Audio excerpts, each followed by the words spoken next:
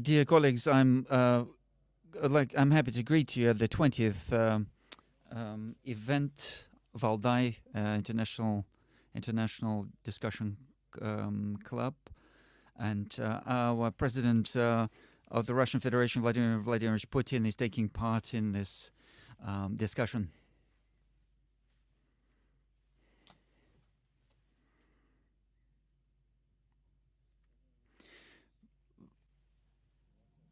Mr. President, we have the 20th meeting. So it's Valdai is 19 years old, and this meeting is the 20th meeting. Happens like this. And when we look at the archives, then we have this impression that this is chronicles of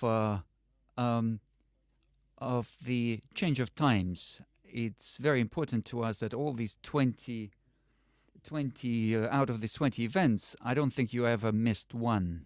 You always met with Valdai colleagues. We have people in the audience who met with you right at the beginning, and those who see you for the first time. And I'm very happy to give you the floor to present your opinion today.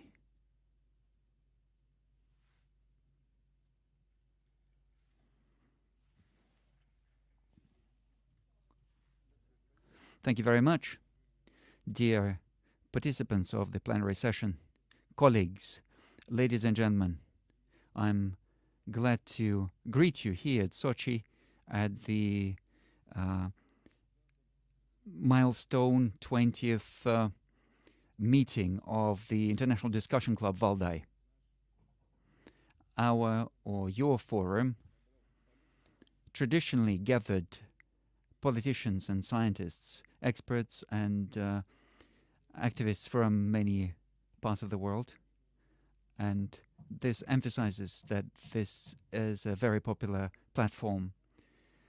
Discussion is always the reflection of important trends of the politics of the 21st century, and I'm sure that this tradition will continue. This will be done today, and this will continue. So we have the objective of creating a new world. And there are defining moments, defining stages. And we need intellectuals like you, and the role of you as intellectuals is great. Within this club and within the country, we have seen colossal changes. In historical terms, 20 years is a short period of time. However, when we see all these structural changes in the world, we see that the time is so to say, being compressed. And we see that such events usually happen over a number of decades. And we see that these are fundamental changes, the changes that require the change in the principles of international relations. We see that at the beginning of the 20th century,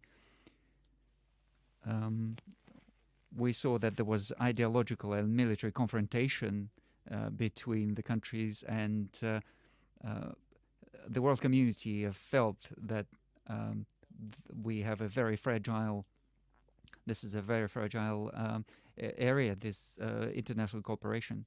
And when you ignore the real challenges, this inevitably leads us to a dead end.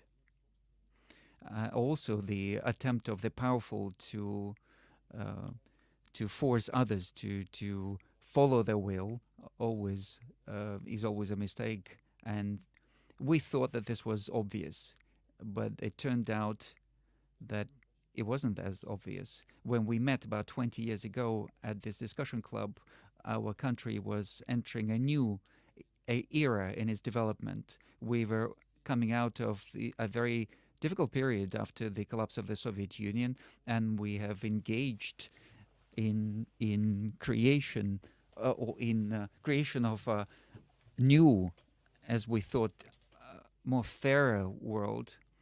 And We were working with our partners and friends. Unfortunately, our readiness for a constructive cooperation was misunderstood by many. They understood this as submission.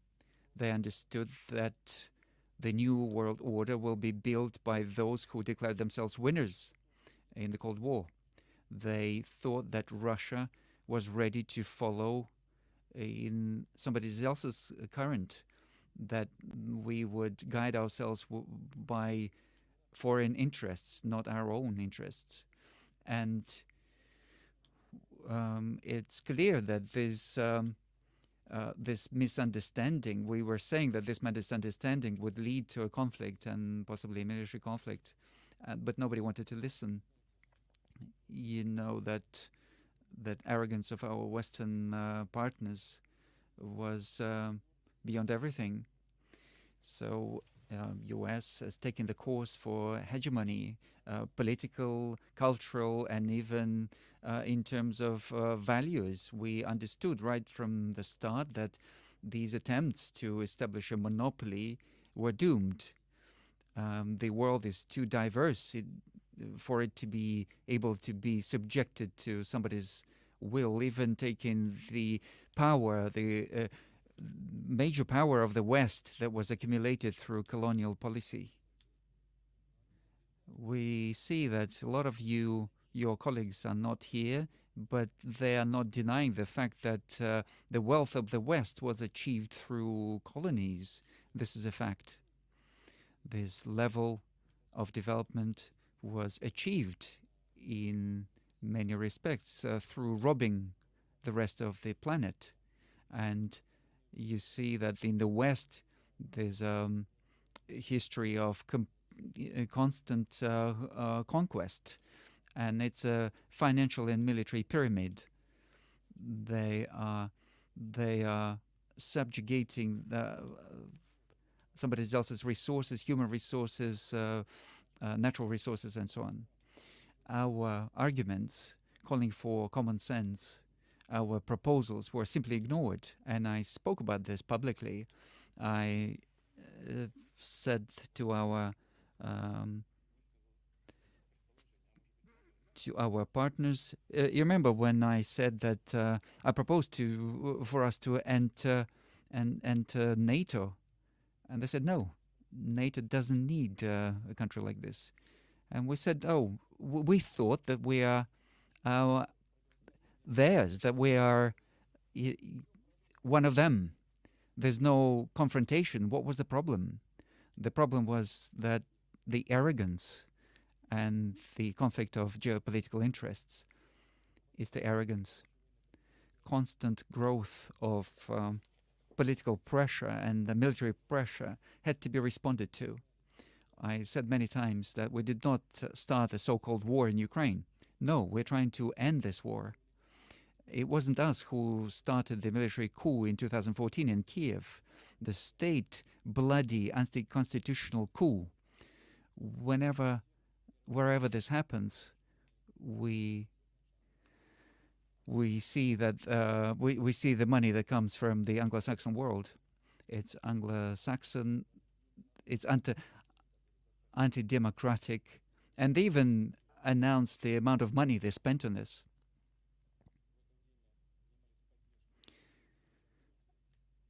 And we were supporting the Crimeans and those who live in Sevastopol. We were not trying to create this coup. We were not trying to threaten those who are in Crimea with ethnic cleansing. It wasn't us who were threatening bombing of Donbass. It wasn't us who were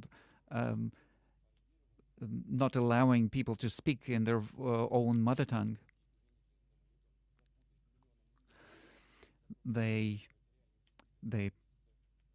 persuaded of millions of people who perceive the reality through media, and they have been conducting this war over a number of years against Donbass, and nobody was counting dead children in Donbass over these years.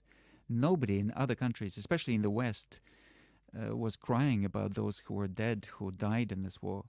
The war that was started by the Kiev regime with the support of the West, and what was started by the West, and the special military operation was begun in order to end that war. And unilateral steps, whoever takes them, unilateral steps will always see a response. Action always leads to reaction. Any responsible state behaves in this way. A sovereign, independent state that respects itself.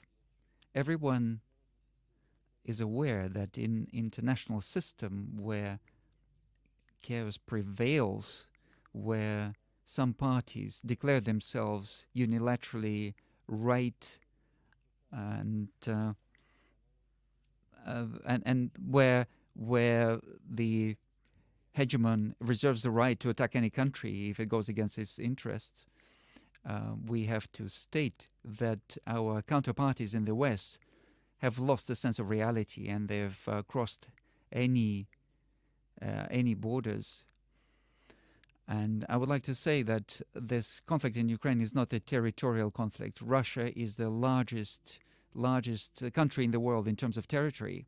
We don't have any interest in terms of conquering any new territories. We've got a lot of lands to develop in Siberia and Far East. So this is not a territorial conflict.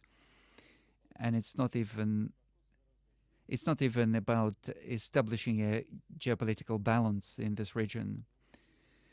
It's a much more bigger issue. It's the principles about of international relations. It's about understanding that there is an equilibrium in the world, that nobody is able to force unilaterally others to live in accordance with the hegemon's will. And in this context, any notion of sovereignty is simply rejected. The desire to bring the world into a state of constant conflict, they are just following the legacy of the 20th century and its most aggressive instances. The West always needs an enemy, or a part of the Western elites. They need an enemy, and they can always explain their desire for expansion through the existence of that enemy. And they also need that external enemy to control the blocks, within the blocks, for internal control of the society. Whenever there's an enemy, everyone has to come together around the boss. It's not our business how other countries live. We see that the ruling elite in many countries forces citizens to accept the values, and in certain countries we see that majority of citizens refuse to accept these values, but they're forced to, and they constantly invent external reasons for this. They say that there are enemies, and they blow up existing threats. And Russia is a beloved topic for these politicians. The image of the enemy is attached to anyone who is not prepared to follow these Western elites. They can attach that image to China. In certain situations, they attach this to India. And they, of course, now they're trying to play with India, to work with India, because they see that there's a change in tide. And we see that India is very nationally oriented, and we know that these attempts are futile. They are also trying to create an enemy out of the Arab world, also selectively. They're trying to be careful there. Nevertheless, this is what it boils down to. And even they try to create enemies out of Muslims as in general. Anyone who behaves themselves in an independent manner, anyone who follows their own interests, they always turn them into an obstacle that needs to be removed. The world is, they're imposing structures, and they're creating on the world, they're creating these block format.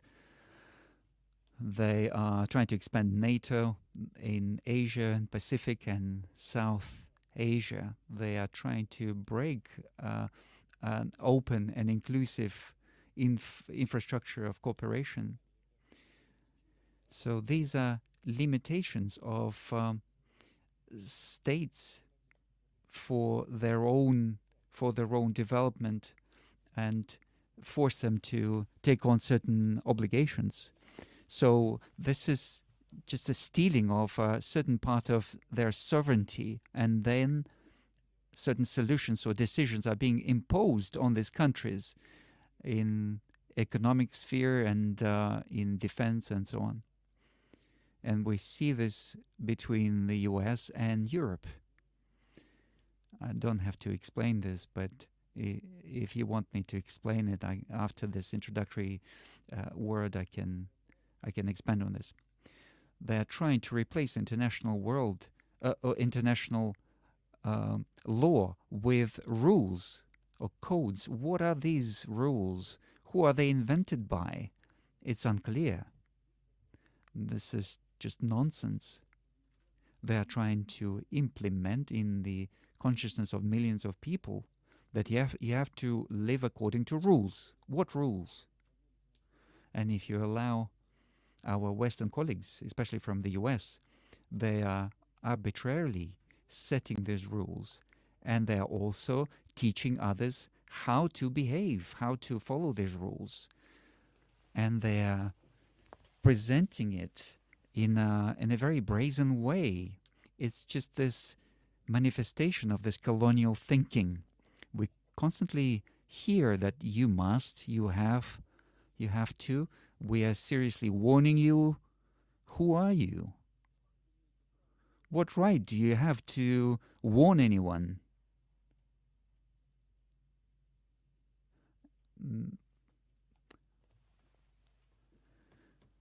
This is surprising. Maybe those who say this, maybe you have to get rid of this arrogance and stop behaving like this towards international community. Those who understand their own interests, they understand their own rights to, and maybe you have to get rid of this colonial thinking. You have to understand that this age is gone and is not coming back. This behavior has always led to the same thing, big wars. And there were always some justifications, even moral justifications for this. Today, especially, this is very dangerous because it is possible to destroy the whole planet. Manipulation of people's consciousness leads to dangers, and you have to come out of this vicious circle. And I understand that respectable colleagues, you get together here in order to find solutions. We see that our country has been characterized as indigenous civilization, and in such definition, we understand our own role in the world development. In our understanding, civilization is something that has many aspects, many facets, and there were many interpretations of our civilization. Colonial interpretation, and there's a notion of the civilized world, and somehow everyone has to follow this standard, the template, and those who disagree will be forced by a baton of an enlightened sir or enlightened master. Our understanding of civilization is completely different. First of all, there are many civilizations, and none of them is better or worse than another. They're equal because they express the desires and traditions of their own people. For every one of us, it's their own thing. For us, for me personally, it's the manifestation of the desires of the people of the culture that I was part of.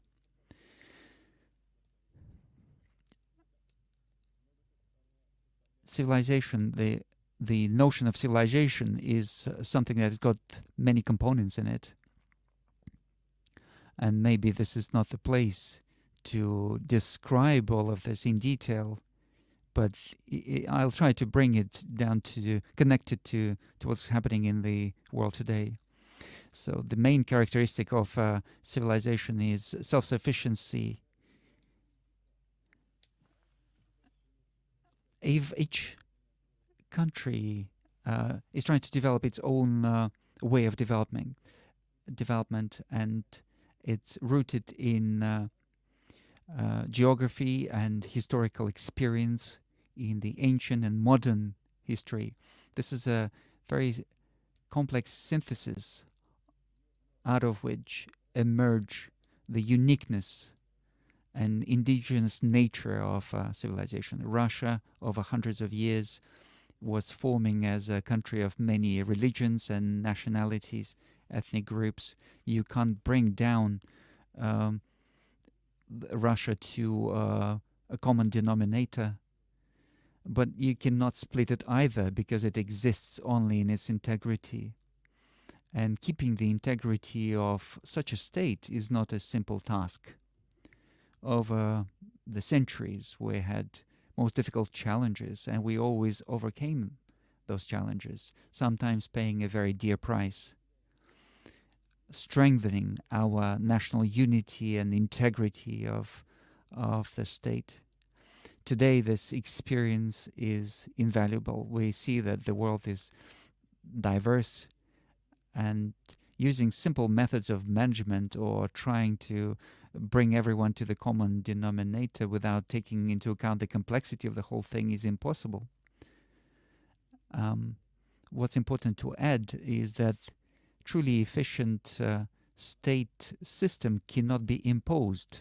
It can only be born in a natural way out of civilizational roots of a country. And Russia, in this regard, is a great example of how this happens in practice. Civilizational anchor is a necessary aspect in today's world, which lost its roots, and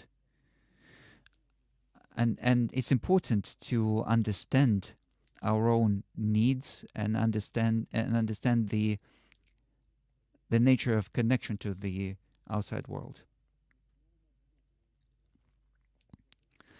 And we should move away from universalism and block mentality. We are moving towards a synergy of world civilizations, of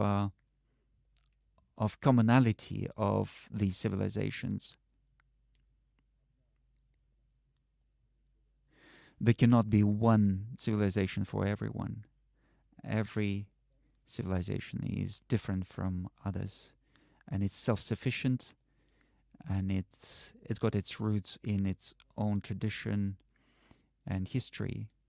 And out of self-respect flows respect to others, but also it deserves respect from others. We are not imposing anything on others, but we are not allowing anyone to impose anything on us. And if everyone sticks to this principle, this will allow for harmonious coexistence.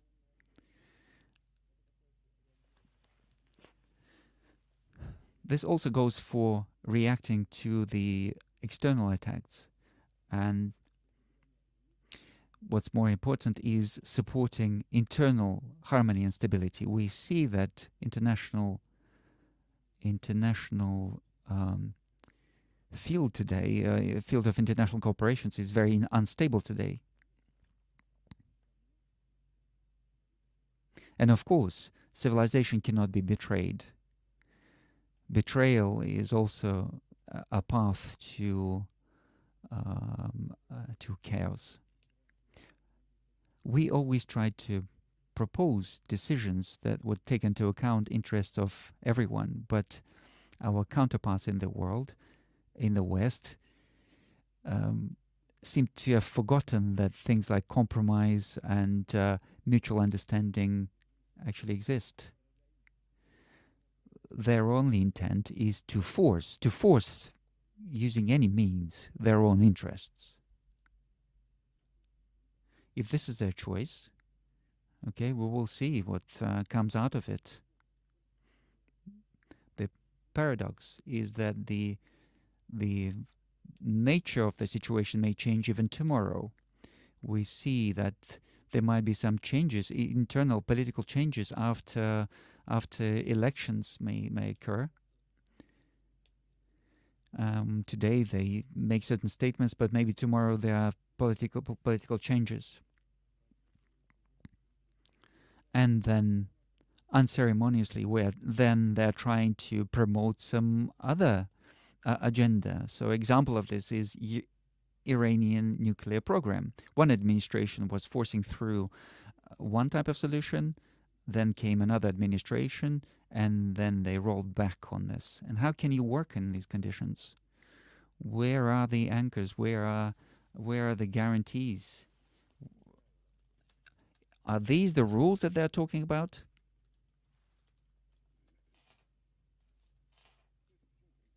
Why is this all happening? Why is nobody concerned about this? It's because the world strategic thinking has been replaced by corrupt interests, not even governments, but certain groups. It's the political elites who are irresponsible, who do not have any shame and do not believe that they're responsible for anything.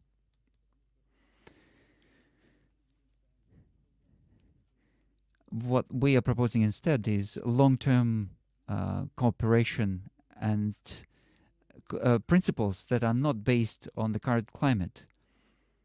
Something that is rooted in history and historical development. And if everyone is guided by this, I believe that there will be much fewer conflicts in the world, and a lot of these interactions will become much more rational, because each civilization respects other civilizations, and they're not trying to impose their will on them. I've read the report that was prepared by the club for today's meeting, and it said that everyone is trying to understand the image of the future, and of course this is understandable, especially for intellectuals in the age of cardinal changes. When things are changing dramatically, we need to understand where we are going, where the world is going, and of course the future is created today in front of our eyes by our own hands. And when we see these gigantic, important processes, it's difficult to forecast the result. Whatever we do, life will introduce its own corrections.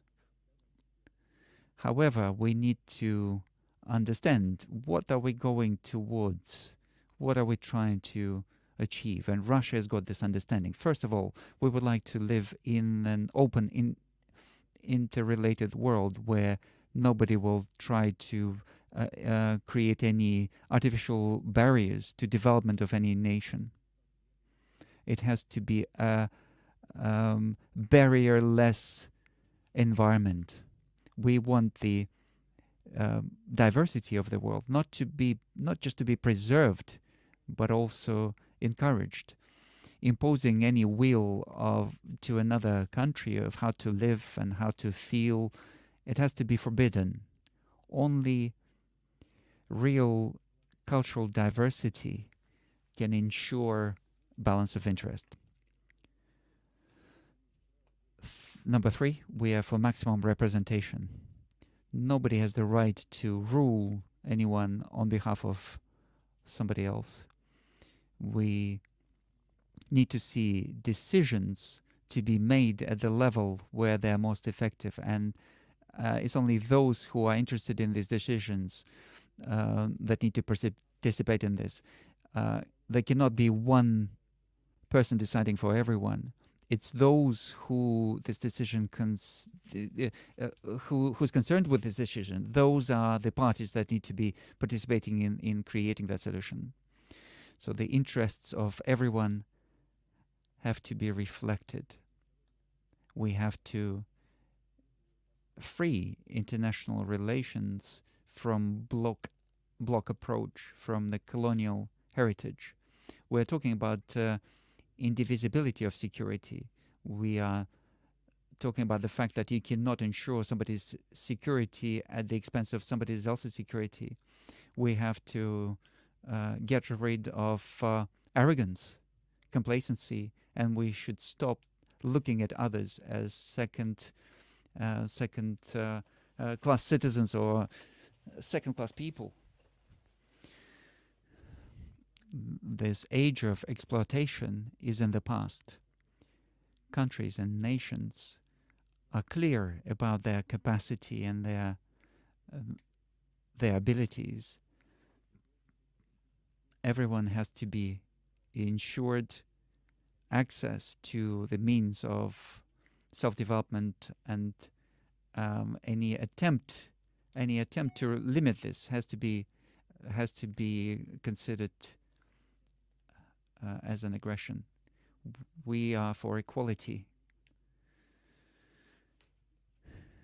We see that nobody wants to be subjugated. Nobody wants to be dependent on anyone. Nobody wants to be dependent on the richer countries, and this is quintessential. These are the principles that we want to stick to, and we are inviting everyone to follow these principles.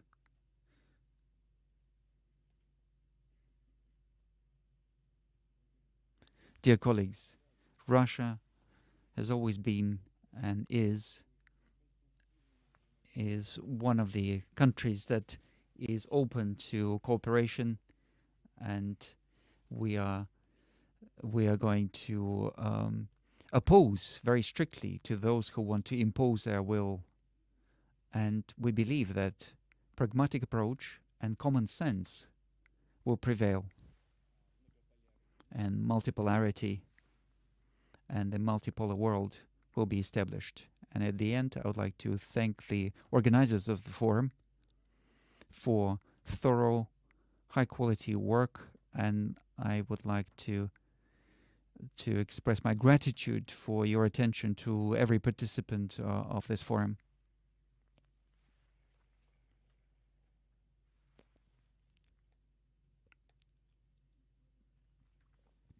Mr. President, thank you very much for such detailed explanation of general conceptual matters, because at Valdai Club and other forums, everyone is trying to understand the framework that will replace the existing framework, and we are quite successful at understanding at what is not going to be there, but we're not quite clear about what is going to be.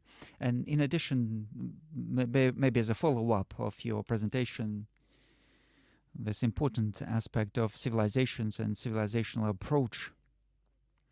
You said a long time ago that the boundaries of Russia are not stopping anywhere. If they're not stopping anywhere, then we can't even talk about civilization, because then the civilization doesn't have any boundaries. So this was said that in a conversation with one of the state leaders of the United States in Novogorova. This was said as a joke. I'd like to again emphasize that Russia is the largest country in the world in terms of territory.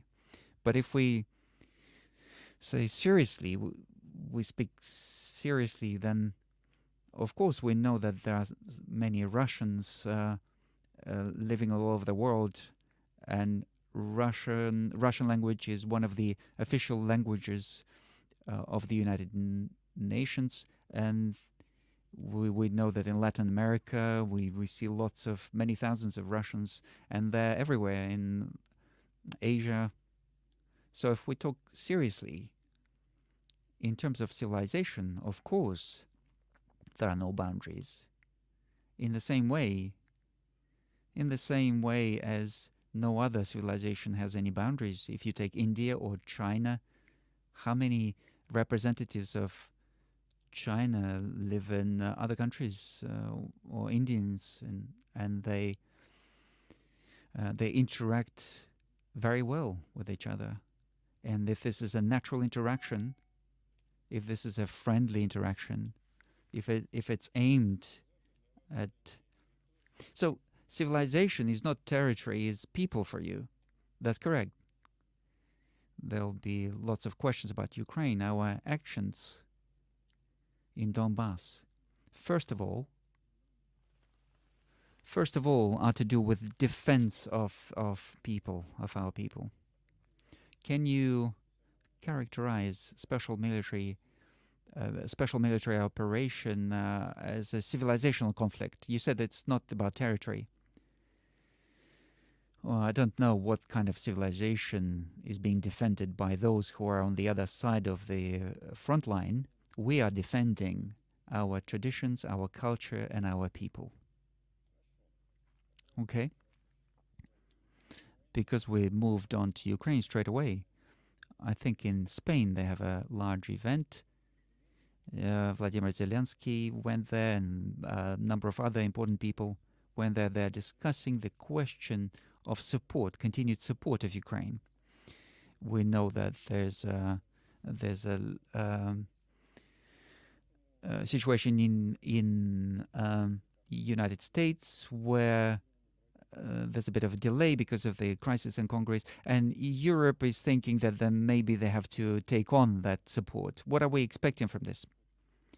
We are expecting at least some signs of common sense in terms of whether they can manage this or can't manage this. We have to ask them. I don't see any problem for them managing support. The problem is to expand the production and the amount of money that is being spent on the war and on continuation of this conflict. And there are, of course, problems that are clear to this audience. They're well known. In the US, there's a little hiccup, a little glitch of technical nature. And so there's a problem with the budget, and there's a huge budget debt, and you have to balance the debt. And the question is how you balance the debt at the expense of supply of weapons to Ukraine, maybe, or maybe you cut the social costs. Cutting social payments is something nobody wants to do.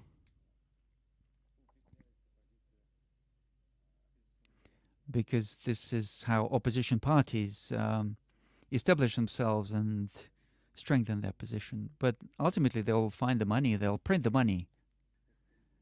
After COVID and during COVID, they printed 9.5 trillion US dollars. Wouldn't be a problem. It wouldn't be a problem for them to print more money and just spread it all over the world and create food inflation. As for Europe, the situation is a bit more complicated. In the US, we see the growth of economy. We've seen that over the last period 2.4%. In Europe, things are much worse. In 2021, the growth was 4.9%, and this year it's going to be 0.5, and it's at the expense of the southern countries, Spain and Italy. We spoke with an expert on this, and growth in Spain and Italy is to do with growth of prices of real estate and also tourism. And in other economies in Europe, there's a stagnation. They are in deficit in terms of production. In Germany, minus 0.1. In Estonia, I think it's minus 3. Holland, Austria, they've got negative trends, especially negative trends in terms of industrial production. If it's not the catastrophe, then at least it's a very, very difficult situation in terms of chemical production, metallurgical production. We know that because there are relatively cheap energy sources in the US, certain decisions of financial some of the producing companies are just moving from Europe to the US, and this is what I was alluding in my speech.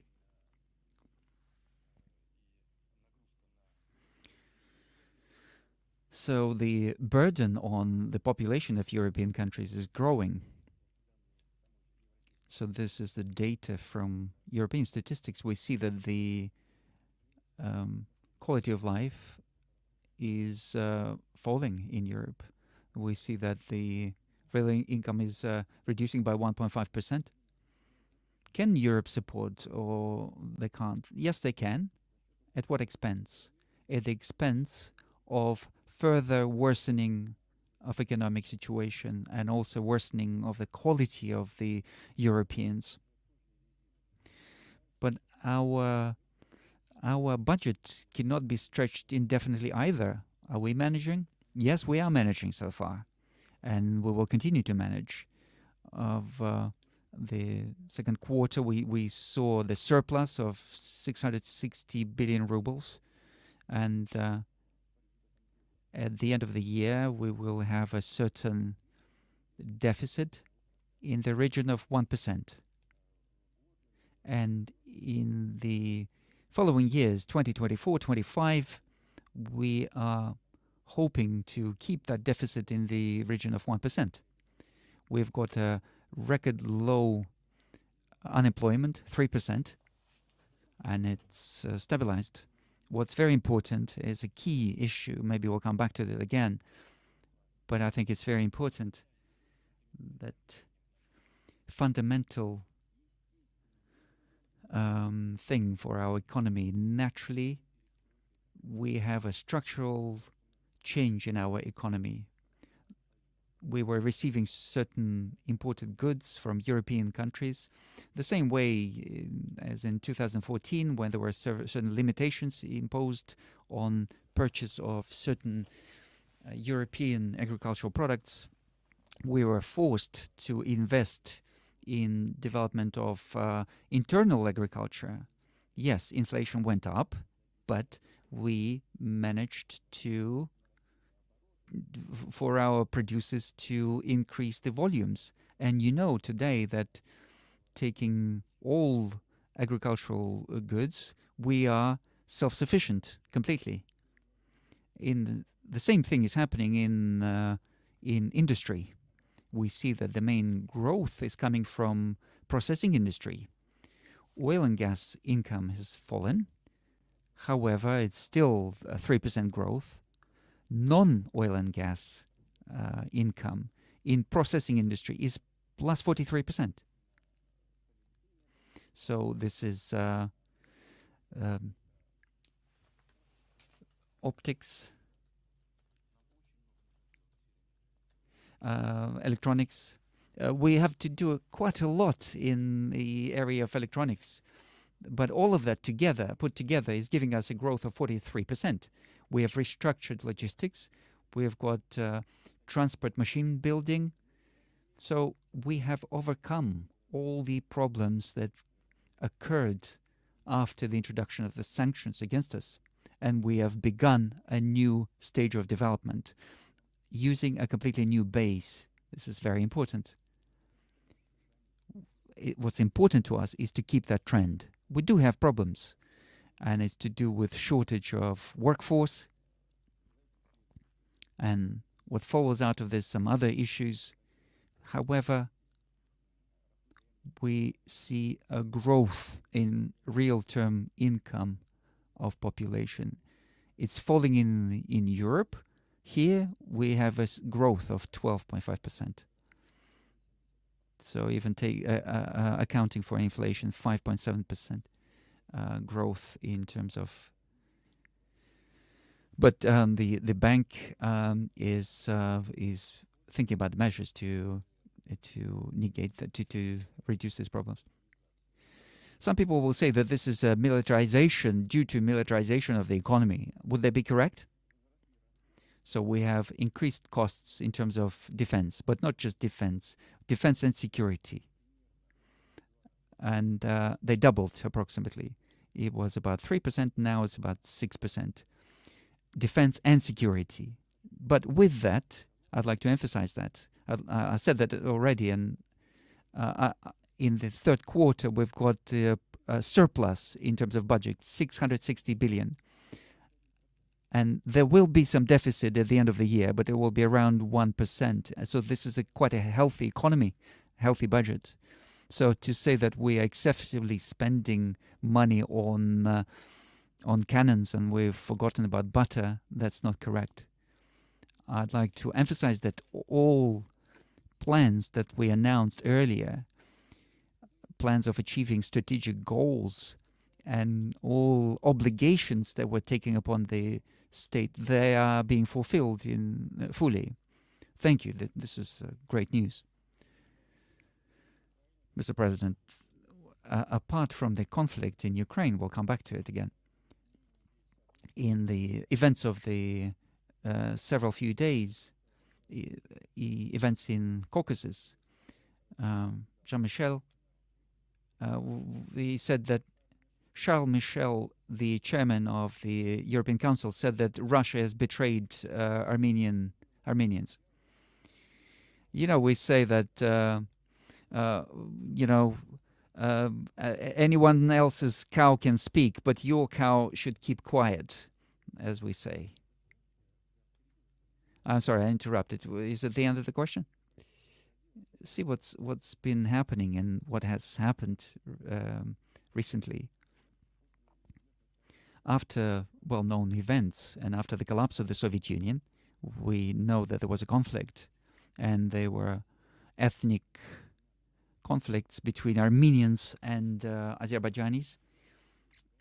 And they began in Sumgait, and then they went to Karabakh, and it has led to a situation, not Armenia, but Karabakh has put under its control Karabakh and 7 adjoining regions of Azerbaijan.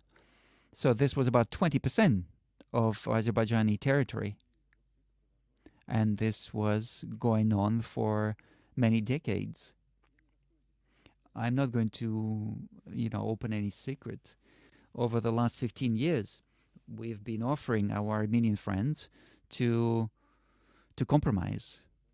So to return five regions to Azerbaijan and leave 2 with them, and that's how they could keep the territorial connection between Armenia and Karabakh.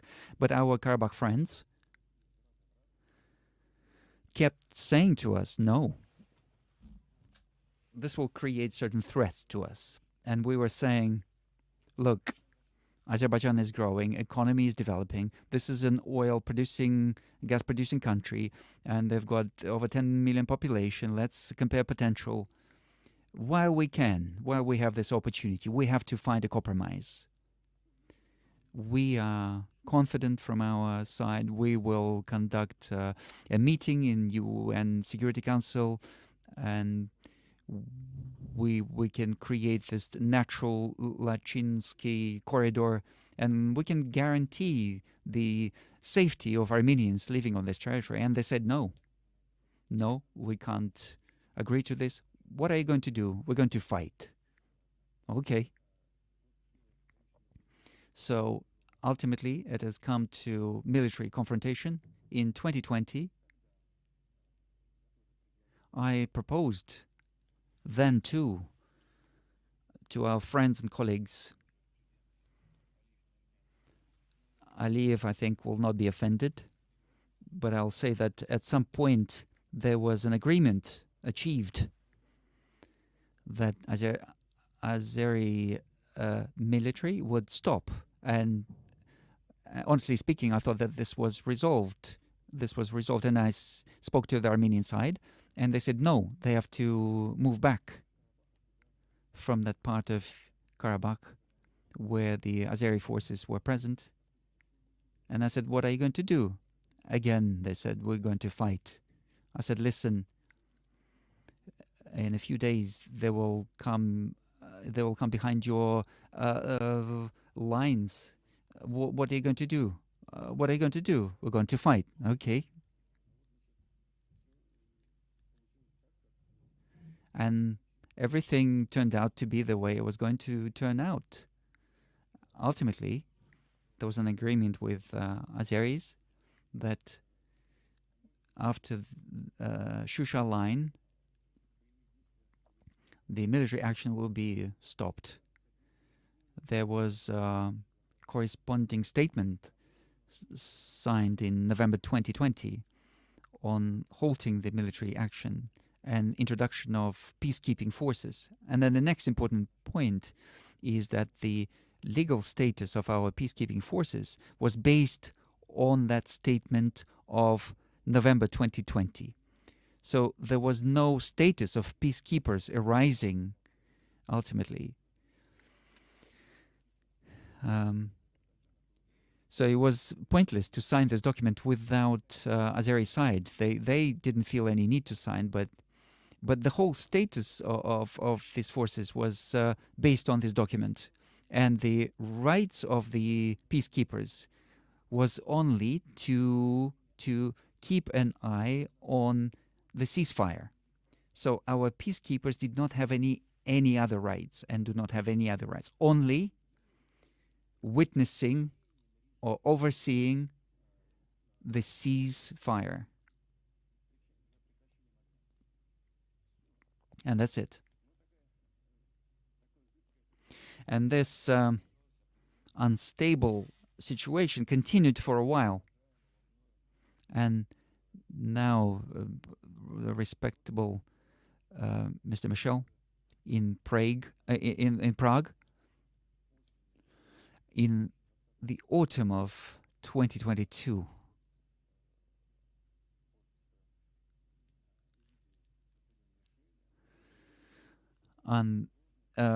with the oversight of Mr. Michel and President Macron and Scholz, leaders of Armenia and Azerbaijan got together and they signed a statement out of which flowed the fact that Armenia has recognized Karabakh as part of Azerbaijan Republic. Moreover, the heads of delegation, Armenian delegation, they directly called the territory of Azerbaijan, stated it in square kilometers, which included Karabakh, and they emphasized, they recognized sovereignty of Azerbaijan,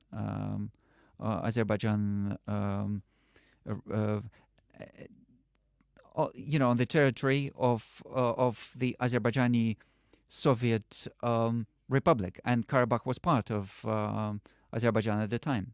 So, in essence, there was a key question that was a question about status of the Karabakh. When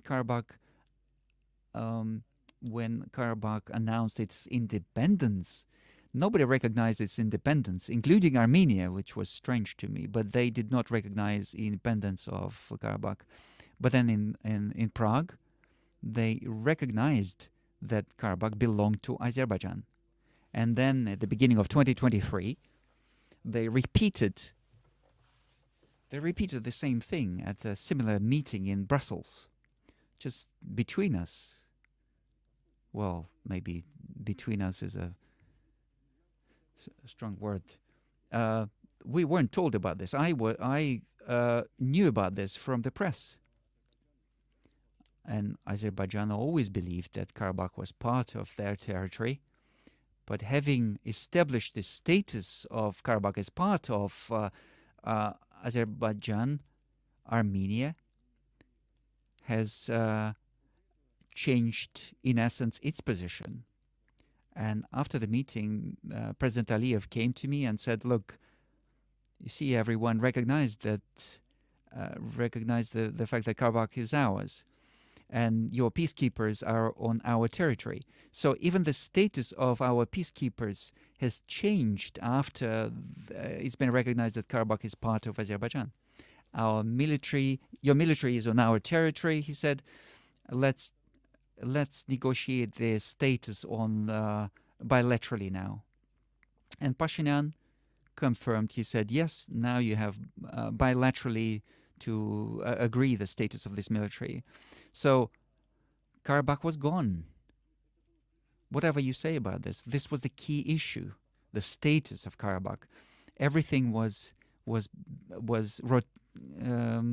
circulating around this question over the last decade, and it was resolved by Armenia. Karabakh passed on to Azerbaijan, and so this was the state. This is the position of Armenian state. What do we have to do with this? What can we do?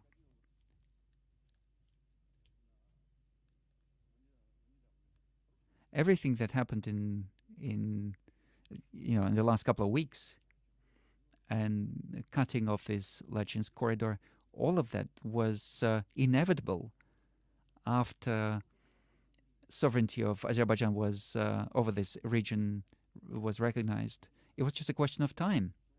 It was just a question of time when Azerbaijan was going to re-establish constitutional order there as part of their state. How can you react to this? How else can you react to this?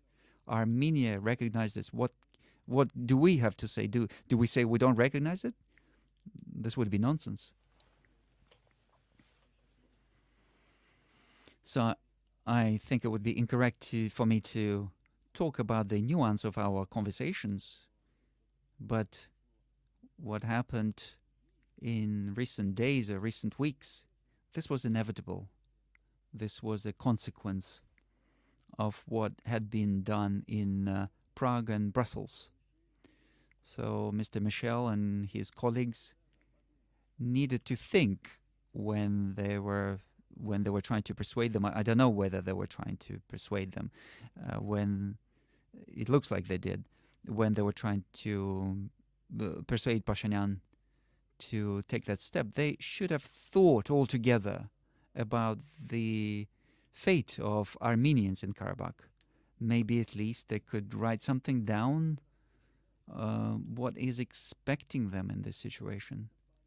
Maybe some order of integrating Karabakh into Azerbaijani state. Maybe some order of establishing or ensuring their rights and so on, or safety. Nothing is of that nature is included. It just says that Karabakh is part of Azerbaijan. What are we supposed to do if Armenians have decided that themselves? We've used everything that we had in terms of legal means in order to ensure humanitarian part of this. You know that our people died there. They were protecting the Armenians of Karabakh, our peacekeepers. And we were providing humanitarian support, medical support. We were ensuring their exit from there. And if we come back to our European so-called colleagues, maybe they should send some humanitarian aid, to help these poor people who had to exit their lands from Karabakh.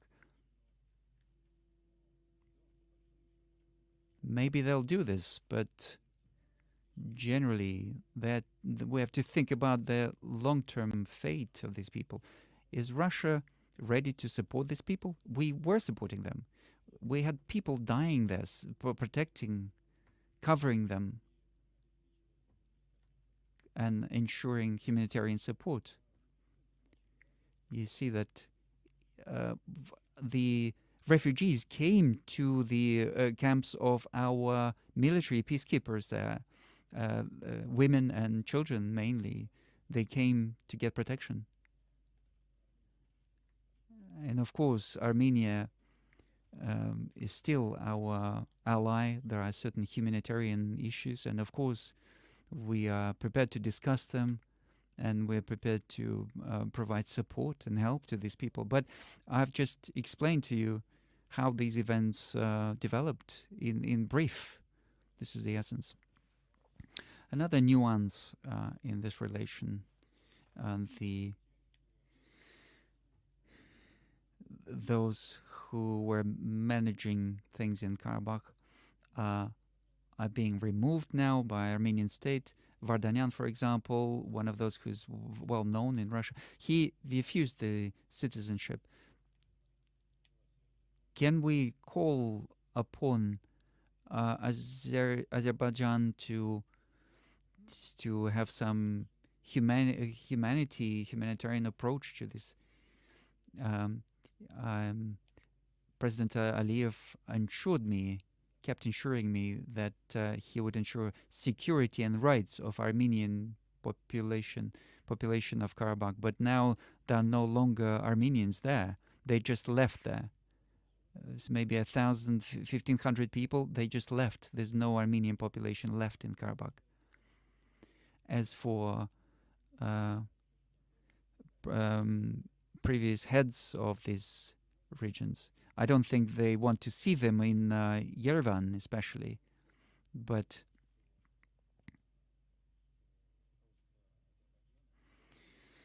I'm hoping that the heads of Azerbaijan, when all these issues of territorial integrity have been resolved for the country, I'm hoping that they will take a humanitarian approach, a very human approach.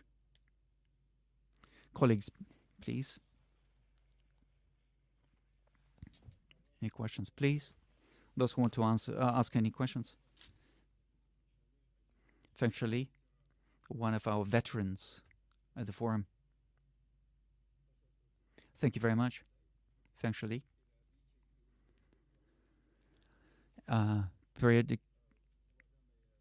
Dear Mr. President, I am very happy to see you once again. October conference is devoted to the October a conference will be taking place in Beijing, and it's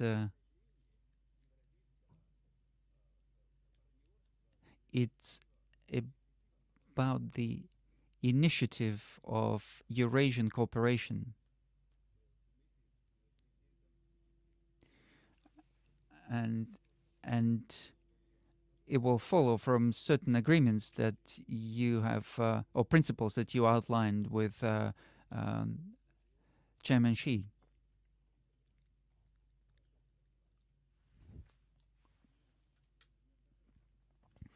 We have come back to this topic many times, and some people are trying to sow a seed of doubt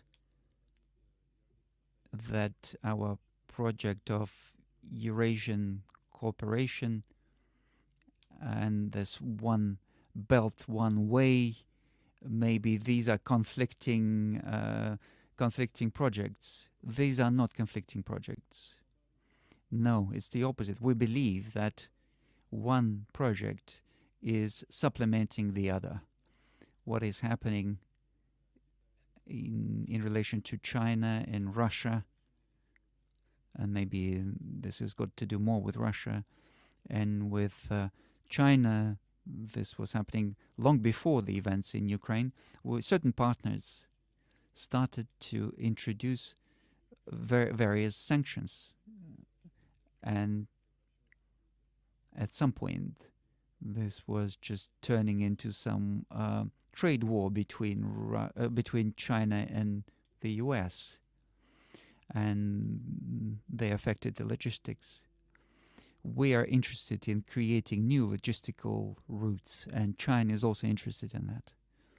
We see that the trade volume is growing. We're talking about north-south routes, and we see that China is creating routes through Central Asia, and we are interested in this. We are interested in supporting this with railways and roads, and all of that is the subject of our negotiations. And this is number one. Secondly, all of that is supported by the real sector.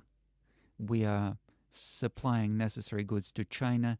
China is supplying certain goods to us, and we are establishing such chains, logistical chains and production chains, which reflect the objectives for China that were determined by Chairman Xi. And this also is to our benefit. One complements the other. I'm not going to list all the projects. There are many of them. And we built a bridge, and then there's a logistical hub. We are developing these relations in the field of real production. All of that is the subject of bilateral negotiations, and also these are the subjects of multilateral conversations in the area. I'd like to emphasize this again. I would like to point out that all of that work was not aimed against anyone. This has got a creative basis, positive nature for us, for China, and generally for the world. Thank you.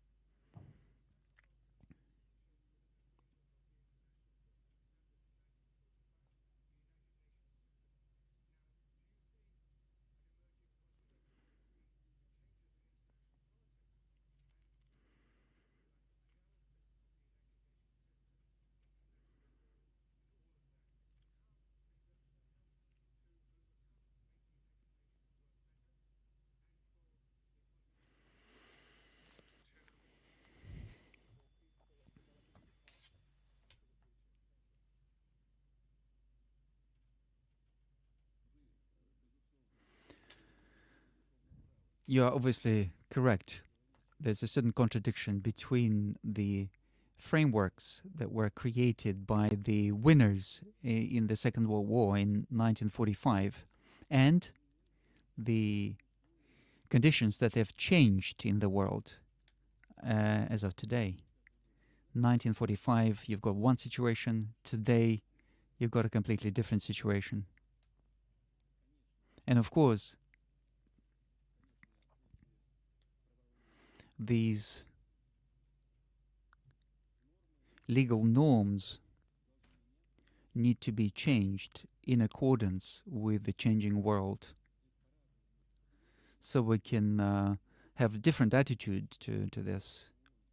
We could say that United Nations and modern international law that is created on the basis of the statutes of the United Nations have become obsolete, and they need to be removed, and something new needs to be created. But then, of course, there is a danger that the existing system of international law will be removed, and there will be nothing else replacing it, and there will be an overall chaos.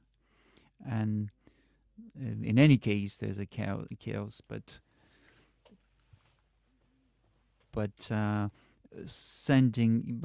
just abolishing the statutes of the United Nations without replacing it would lead to a disaster. So we insist on changing the international law, on reflecting the changed situation in the world. And in this respect, countries that are gaining weight in the international affairs just because of their potential, they need to be invited to take part in this. And what countries are we talking about? We're talking about India, 1.5 billion population, over 7% growth of economy, 7.4 or 7.6, if I'm not mistaken. This is a giant.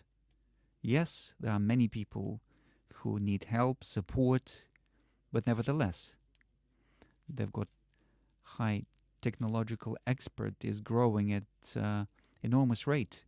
It's a very powerful country, and it's growing stronger and stronger under Modi.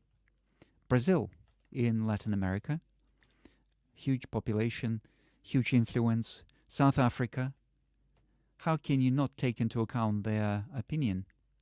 So their weight in making decisions on the international agenda has to be reflected, and there has to be a consensus. This is a complex issue, but it should not destroy the existing system. But I think we have to be moving in that direction.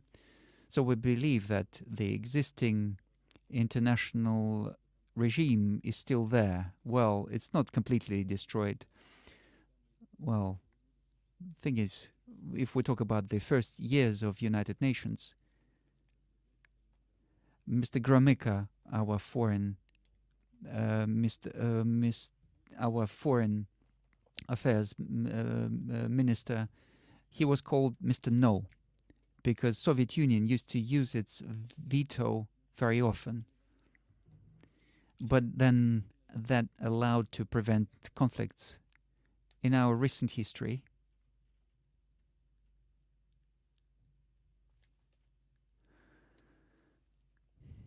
especially, this was current in the first Yugoslavian crisis, when without any sanctions, they started to bomb Belgrade without any pity. They even hit the Chinese embassy there. Where was this international law? And they said, oh no, that there's no such international law, it's obsolete. Why? Because they wanted to act without any reference to it. And then when Russia started to take certain actions, they started to say, oh, this is horrible, Russia is violating international law. Unfortunately, there were always attempts to adjust international law to their own needs. This is not great. This is very bad. And my concern is only that if this is abolished completely, then there will be no anchors, nothing to to base ourselves around. But we need to change those because the world has changed.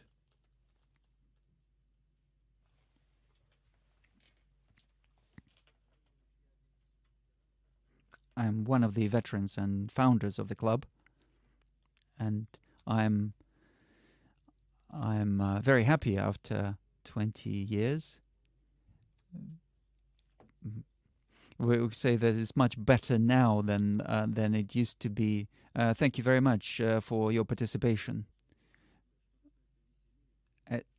As for more fun, I'm not sure. I think it's quite a bold statement. Yeah. Well, it may be fun for you, but not so much for me.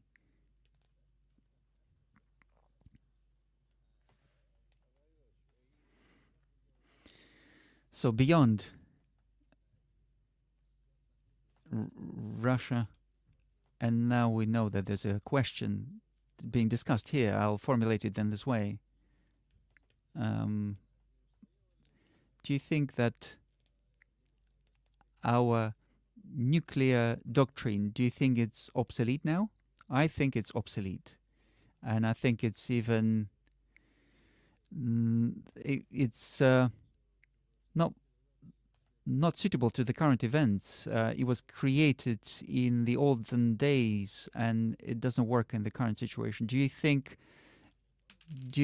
that we need to change our nuclear doctrine and reduce the threshold? And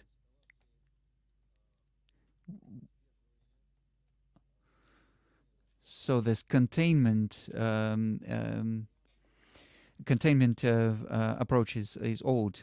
So they're directly saying, they're very brazen, our opponents. They're directly stating that because you've got this doctrine, we're going to continue this aggression. This is one question. Even when we win one way or another in Ukraine, I think the West will be going through very difficult times. There'll be new centers of power and there'll be new difficulties. We will need to put back that fuse into that nuclear weapons that was holding everyone back. Today, the West is trying to remove that fuse, forgetting all the fear and forgetting all the precautions. Do you think we need to change our policy in that? I am well aware of your position. I read some documents, your articles, your remarks, and I understand what you're feeling. I'd like to remind you that in the Russian military doctrine, there are two reasons of possible application of nuclear weapons by Russian Federation. First is the attack against us by nuclear weapons, using nuclear weapons. In practice, what does that mean? When they launch their weapons, our system detects and informs that this is Russia is the target, and this happens within seconds. And knowing this information that there's an attack being launched against Russian Federation, we respond to this aggression. And I'd like to assure everyone that today the response would be completely unacceptable for any potential aggressor.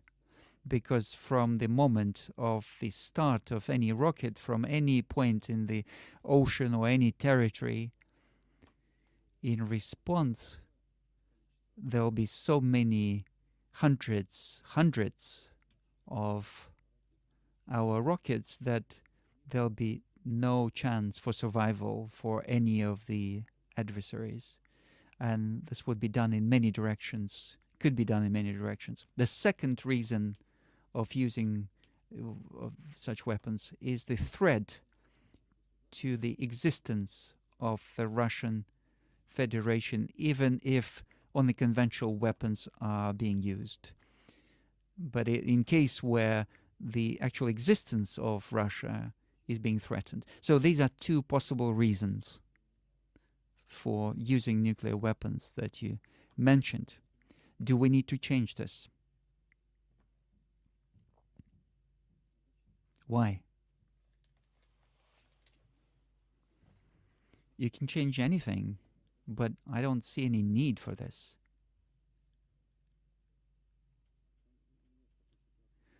There's no such situation where something was threatening the existence of the Russian state. I don't think that any sane person would think about using nuclear weapons against Russia. Nevertheless,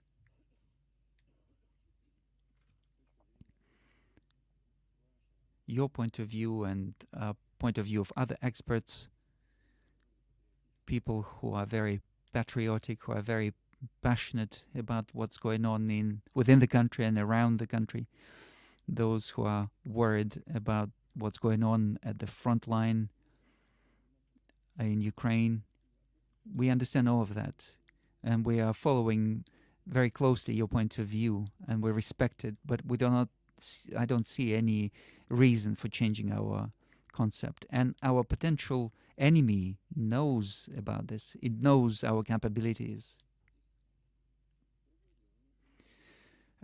Another thing is, for example, I hear that there are calls to start testing nuclear weapons, to come back to testing of nuclear weapons.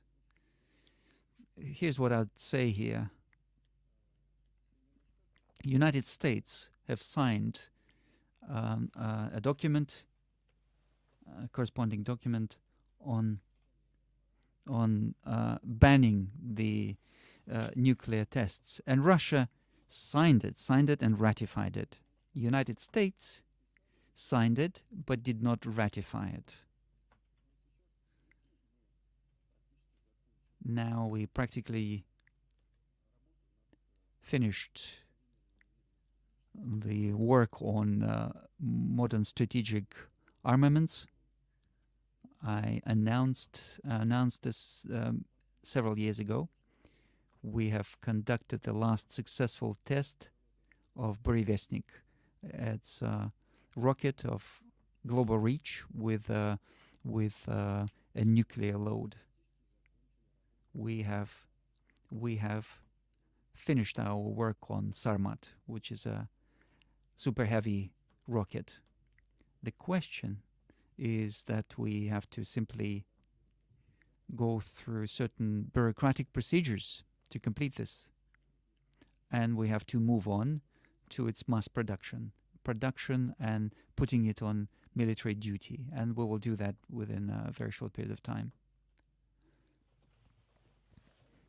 As a rule, experts say that new weapons we have to make sure that the military payload works without fail, and we have to test. And I'm not prepared to say whether we need to test it or not, but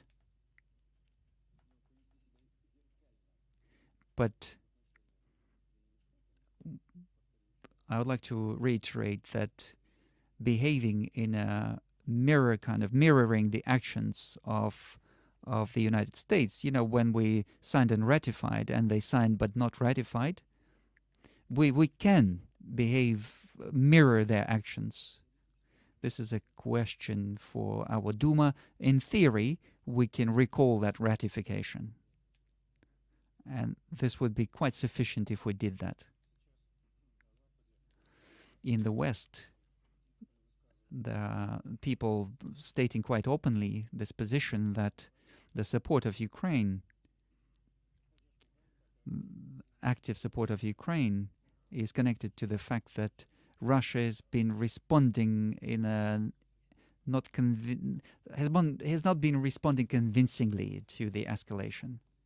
I don't know whether it was convincing or not, but starting from the beginning of this counteroffensive, as so-called, just from the 4th of June, Ukrainian military have lost over 90,000 people. So these are sanitary and irreplaceable losses. Almost 1,900 armored vehicles. And we have our own understanding of how things are progressing. We understand what we need to do, where we need to add things, and we are confidently moving towards achieving our goals. And we will achieve these goals. We will realize those objectives.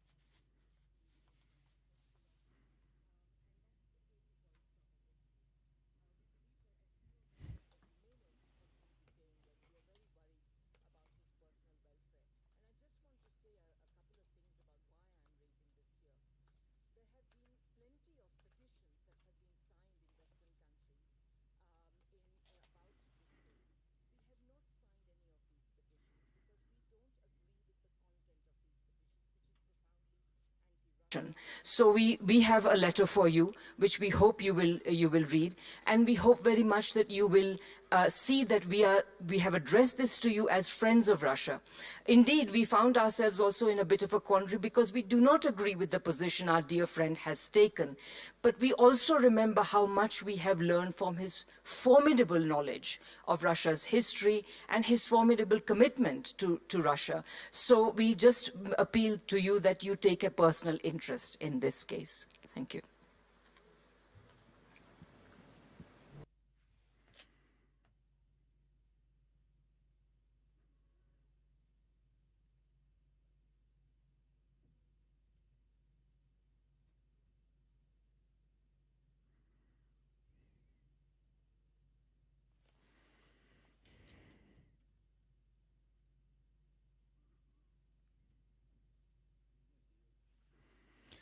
You know, don't I don't have the details of who Kargalinsky is, but of course I will accept your paper and I'll look into it and I'll react to this. I promise.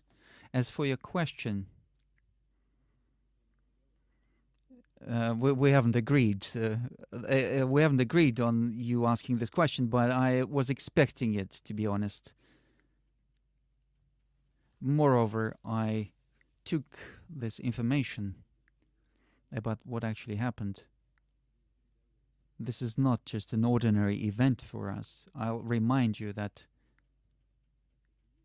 this division where that Nazi was serving, Ukrainian Nazi that you mentioned, was created by Hitler command on the 28th of April 1940. Nuremberg trial, not us. It wasn't us yesterday, or it wasn't us today.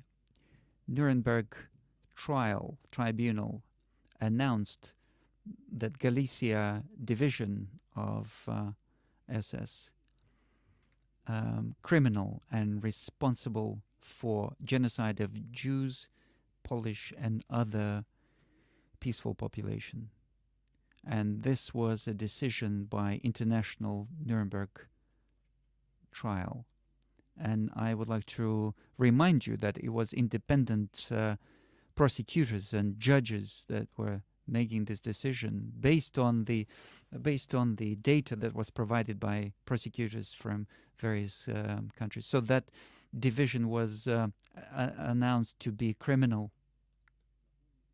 I would like to remind you, I took this information, that paper on purpose. So what the speaker said of the Canadian Parliament, he said, today in this room we have a Ukrainian-Canadian veteran of the Second World War who was fighting for independence of Ukraine against the Russians.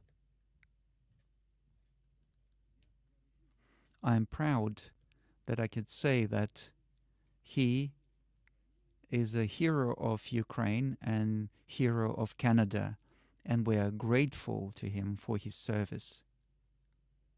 First of all, if the Speaker of the Canadian Parliament is saying that during the Second World War, this Canadian or Canadian-Ukrainian or Ukrainian-Canadian fought against Russians during the Second World War, he cannot be ignorant of the fact that he was fighting on the side of Hitler and not on the side of his own country, Canada. Or he was collaborating with the Nazis. In any case, he was fighting on the side of Nazis. Let's assume that he did not know this. I'm not trying to offend the feelings of Canadians. We are respectful of people despite everything. If he doesn't know that during the war it was Hitler who was fighting against Russians and Hitler and his helpers was fighting against Russia, if he is not aware of this, he's an idiot. Then he just did not do well in school. He just doesn't have a elementary knowledge. But if he is aware that he was fighting on the side of Hitler and he's calling him a hero of Canada and hero of Ukraine, then he's an evil person. He's a scoundrel. So these are the people we have to deal with. So these are the people we have to deal with in some Western countries. What's also important here is, so he said that the Speaker of Canada says that he's fought the Russians, and then he now continues to support the Ukrainian military fighting against Russians. So he placed effectively on the same side those who were collaborating with Hitler and those who are fighting with Russians today. He put them on one side. This just emphasizes the fact that one of our goals in Ukraine is to denazify Ukraine And what that means is that it exists there. The Nazis exist there, and so our objective is to denazify. And of course, what looks completely repulsive is that everyone is applauding this Nazi, especially the president of Ukraine, who's got Jewish blood. He is there standing applauding a Nazi. Not just somebody who just follows that Nazi ideology. It's somebody who actually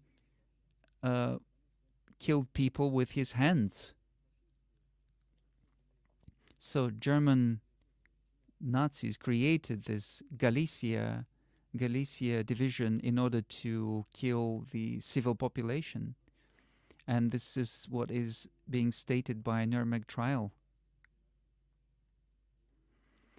So about 150,000 Polish people were killed, and Russians, of course.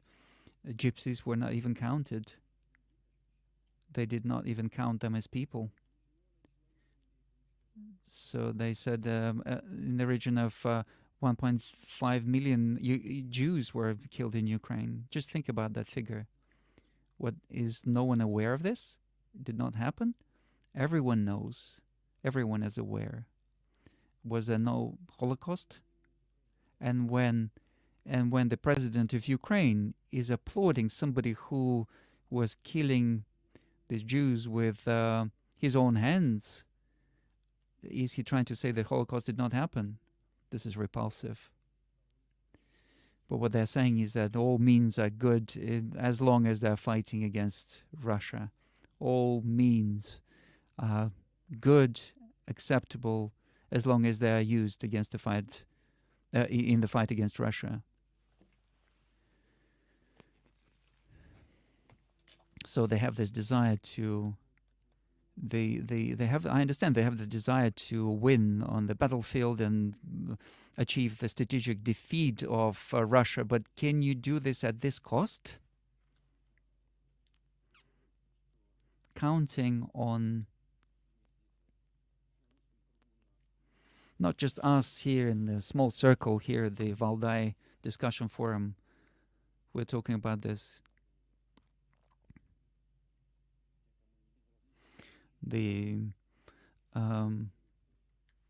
I'm hoping that organizations and forums, those who are not indifferent to the future of humanity, they should form their opinion about this and express their opinion about this.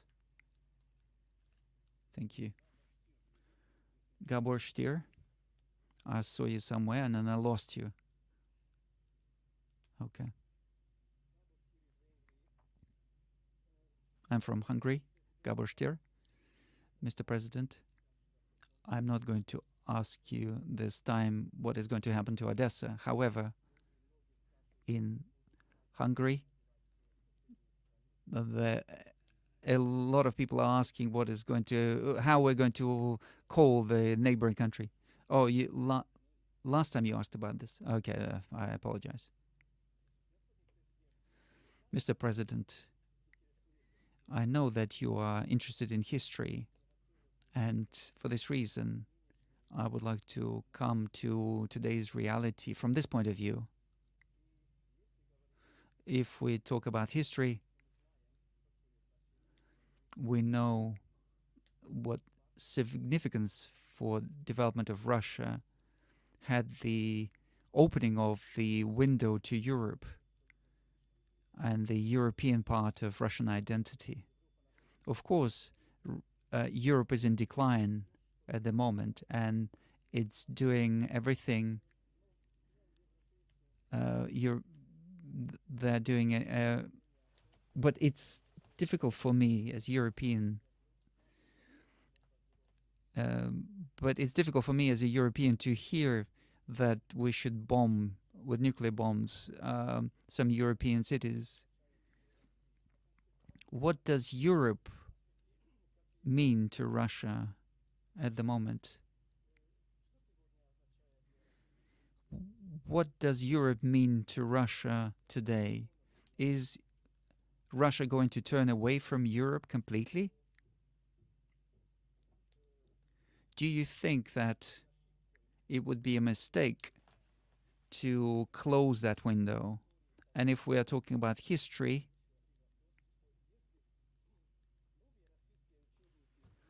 the new Russian textbooks on history raised some big questions, especially lines about 1956, which describe what happened as some kind of color revolution. Do you also believe that that was not a real revolution? Do you also agree with some comments that withdrawal of forces from Central Europe in 1991 was a mistake? I know that in Vladivostok you said that the bringing tax in 1968 and 1956 was a mistake. But if this was a mistake, how can you also think that withdrawal of military mistake? Do you think this is a question? I think this is a topic for a dissertation. You said that you were not going to. You said that you were not going to mention Odessa, but you mentioned it. I'd like to say that Russia is Odessa is a Russian city, maybe a little bit Jewish, but let's not discuss this. If you wanted to discuss a different topic. First of all, in terms of window to Europe, you see, our colleagues talked about this. The world is changing, and climbing through the window here and there and back, and tearing your trousers is not the best idea. Why do you have to climb through the window if there are other doors? This is number one. Second, Russia is undoubtedly the civilization code of Russia, same like in Europe, is rooted in Christianity.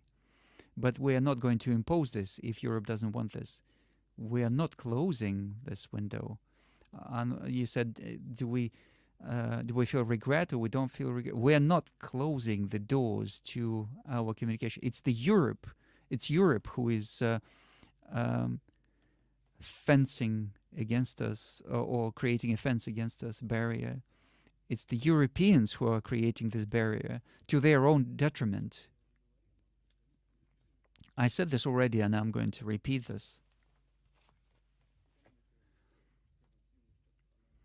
United States economy is growing by 2.5%, and Europe is in recession, already in recession.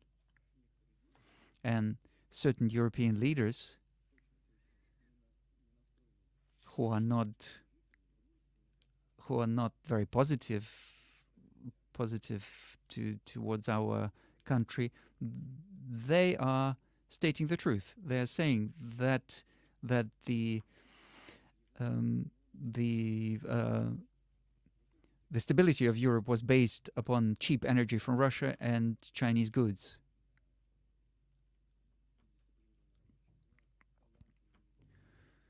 And of course, they've got very talented working people, and that's of course there. But then there are certain key factors of success that Europe is refusing.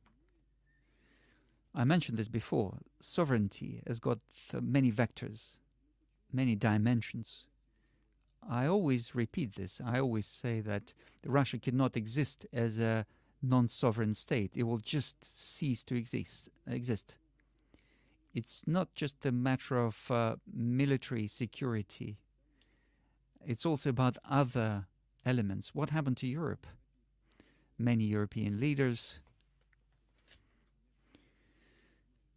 I hope they're not going to blame me that I'm trying to criticize somebody. Europeans themselves are saying that Europe has lost its sovereignty in this economic.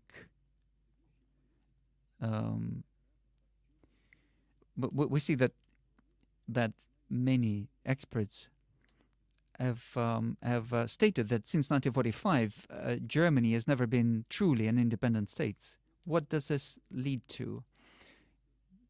See, if you provoke United States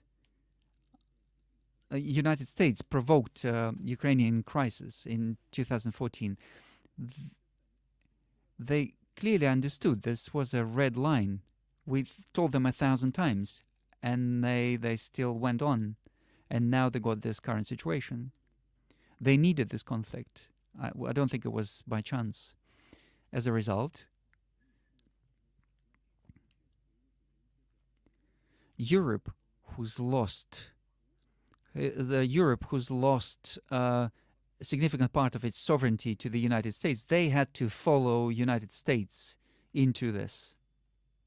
They had to follow their policy. They had to shift to the policy of sanctions against Russia. They understood that this was playing against them. And now they're buying this energy from Russia, from United States. A significant part of that energy from United States, 30% more expensive. They've introduced restrictions on Russian oil. What is the result of this? It's not as obvious as with gas, but the result is the same. They've reduced the number of suppliers, and they started to buy from a smaller pool of suppliers at a higher rate, and we are selling our oil to other states with a discount. You see what's happening? The competitive ability of the European economy has dropped, and the competitive ability of their main competitor in terms of economy, the United States, has grown. And other countries as well, Asia, they have grown in their competitive ability. So through their own actions, as a result of losing part of their sovereignty, they had to take decisions that were playing against themselves. Why do we need a partner like this? Of course, they're not completely useless. But I'd like to point out that we are significantly withdrawing or moving away from the declining European market, and we're increasing our presence in many other growing markets, including Asia. At the same time, we are connected to Europe by centuries of connections in terms of education and culture. All of that, I'd like to reiterate, is based on Christian culture. But even here, Europeans are not making us happy very much. They are trying to get rid of their roots. They're just removing their Christian roots without any pity. So we're not going to close any windows or doors, but we're not going to try to get through those doors or windows with force. If they want to work, of course, we will work with them.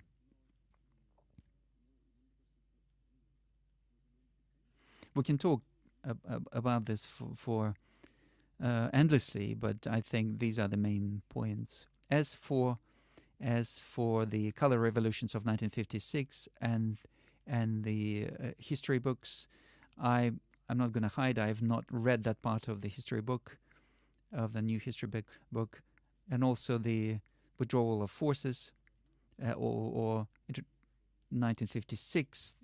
Back then, many Western countries have stimulated or encourage certain problems that were happening in Hungary and so on. They were preparing militants that they were then sent there. But I think it's difficult to call this a color revolution. But of course, there was a internal basis for that protest within the country. I think that was obvious. But then again, I don't think we should use today's definitions and apply them to the middle of the last century. As for the withdrawal of forces, I am deeply convinced that it makes no sense to suppress the internal trends within a particular country using military. Suppress the trends of the country trying to achieve its priority objectives, including the European countries. There was no sense keeping military in those countries if the people of those countries did not want to see this military on their territory. However, how this was happening, on what conditions this was happening, in what way, that raises a lot of questions. A lot of our military were resettled into just an empty field together with families. That's not normal.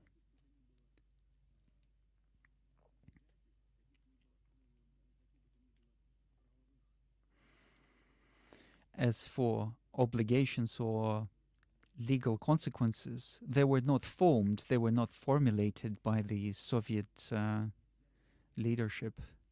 Western states did not take any responsibility for that. Of course, they promised not to extend NATO to the east, and now our partners are not denying this in person. However, they say, where is the paper? There's no paper to confirm this. Oh, okay, we promised it, but it doesn't mean anything. We also know that even if there was a paper, it doesn't mean anything to them.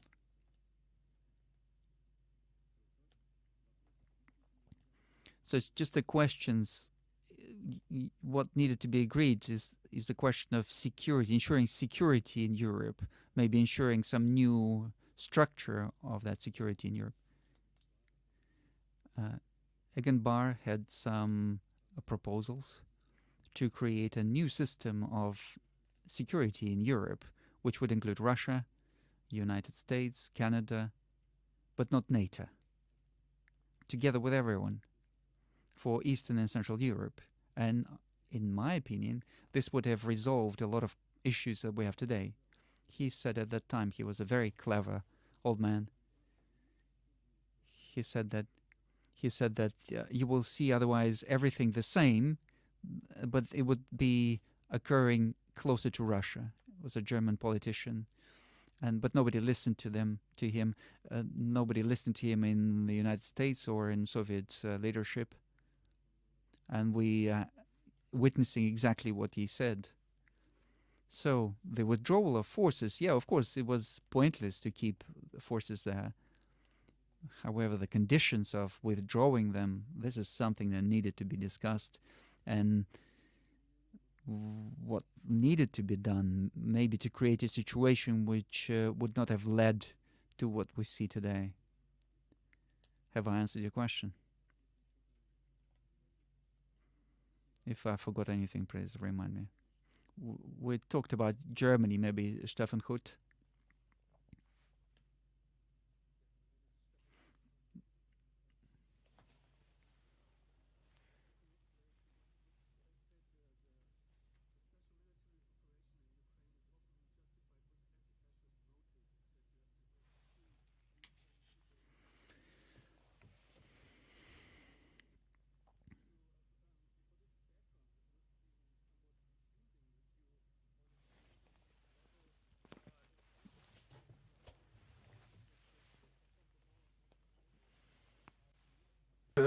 for Deutschland, parties which are deeply rooted in a racist environment, and they don't have any sympathy for the Russian people, one can assume, and they don't have any idea or sympathy for the idea of Russia as being a multi-ethnic people, which you just stressed in your speech.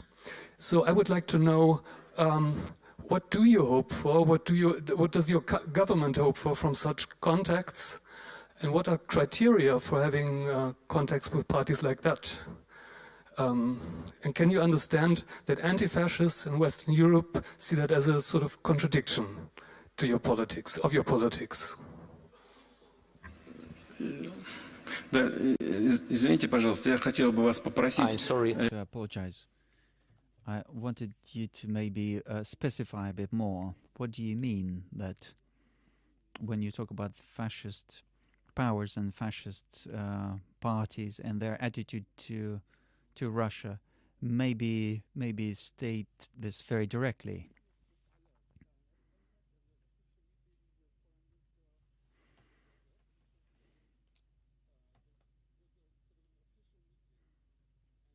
Of the AfD, Björn Höcke, for instance, is deeply rooted in the fascist movement in Germany. He went to demonstrations with Nazis. So this is really confusing to anti-fascists in Germany. And it's a contradiction to their policy. We sort of recognize that as that party. Извините, пожалуйста, в чем вы видите... Do you see... How is what you said supported? That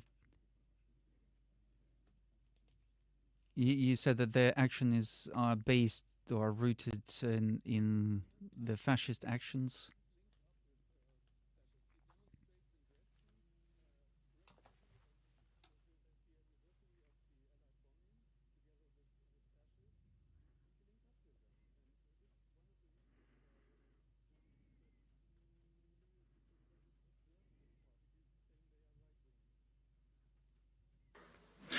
Да, понятно. Значит, смотрите, вы...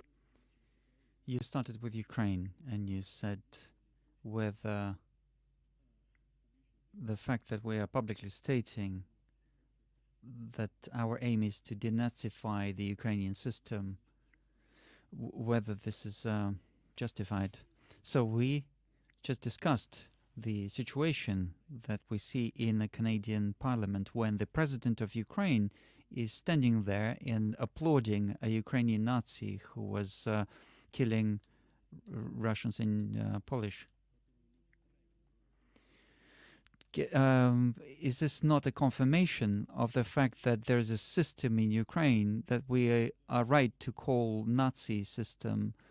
So we've got a president of that country who's applauding a real, not some theoretical Nazi, but an actual Nazi. Is this not the reason for denazification in Ukraine? And you can say, yeah, of course, this is a head of state. This is not the whole country.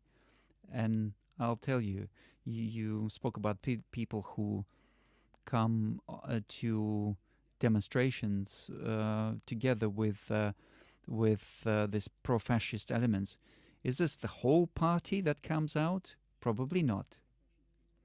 So everything that is pro-Nazi or pro-fascist is, we were against that.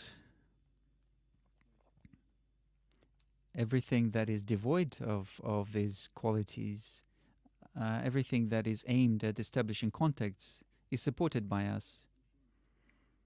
We, as far as we know, there's a attempt to kill one of the leaders, German Alternative. This was in the course of that election campaign. What is this? What does that say?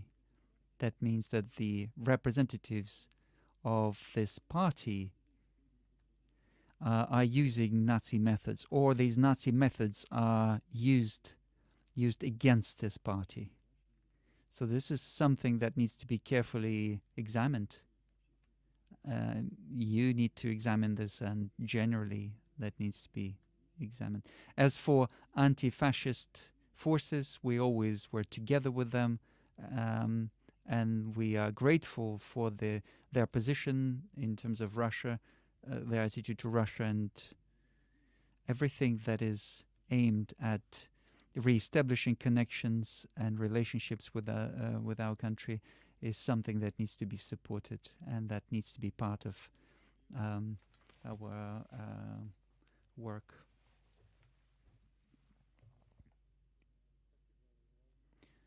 Thank you for this opportunity to ask you a question. Имеет исследовательский характер, мы работаем It's над a question of a вопросами research nature. последних событий в We've газовой been сфере. working on the latest development in the natural Вот ровно gas год area. назад, ну, чуть больше, A мы bit все over были a year ago, свидетелями we all witnessed невероятного акта, the unbelievable, беспрецедентного the акта международного unprecedented act of терроризма international против terrorism committed критической against the инфраструктуры critical трансграничной infrastructure, европейской. the European Я имею transborder в виду critical взрывы infrastructure, северных namely the потоков. explosions on the Nord Stream Вы pipeline. много комментировали You эту have made тему, numerous в том comments числе on this эту topic, демонстративную халатность and you have европейских emphasized следователей и the политических lack деятелей of в effort by оценке the European этой ситуации. Мы, prosecutors, можно сказать, investigators, and видим politicians. блестящее отсутствие and we see всякой четкой the реакции, lack of a осуждения specific этого факта reaction со or a стороны lack of condemnation руководства, by the например, authorities, for канцлера Шольца example, или президента by Макрона, Chancellor хотя Scholz or President Macron. компании этих стран, можно сказать, прямо пострадали от этих действий, These countries' companies так как directly suffered являлись from such и являются actions, акционерами, since they are совладельцами still этих активов и shareholders соинвесторами этих and the проектов. co-investors of these projects. Но при этом в последнее время At the same появились time, recently, многочисленные there сливы, have которые been прямо или numerous косвенно leaks that пытаются are возложить directly вину, or и якобы indirectly следствие trying приходит to таким выводом, assign the blame. что за Supposedly, the этими investigation believes актами, that these деяниями acts стоят украинские товарищи. В этой are связи у backed меня by два Ukrainians. вопроса к вам. Therefore, I have two Первый. questions for you. Была The ли first of them, какая-то реакция со стороны I'd like to ask you whether the контактах, а не during в your официальных direct речах, contacts rather than которых in не their было. official, from the European leaders in maybe direct context rather than in Второй any вопрос, reaction in the какие diplomatic channels. And the могут быть и second question будут is, последствия, если what так are the possible называемые европейские consequences следствия, if the следственные so-called органы European европейских стран все-таки investigators, the возложат в том investigators of the виде European вину countries assume за or assign any эти blame события, for действия these на terror украинскую acts сторону? on Ukraine? First thing I'd like to point out is that long before these explosions, the President of the United States publicly stated that United States will do everything possible in order to stop the supply of energy to Europe using these pipelines. And then he smiled and he said that, oh, I'm not going to say how we're going to do this, but this will be done. This is number one. Second, destruction of this infrastructural of this infrastructure is an act of international terrorism, and we are not admitted to the negotiations or to the investigation, despite our calls to be joined in.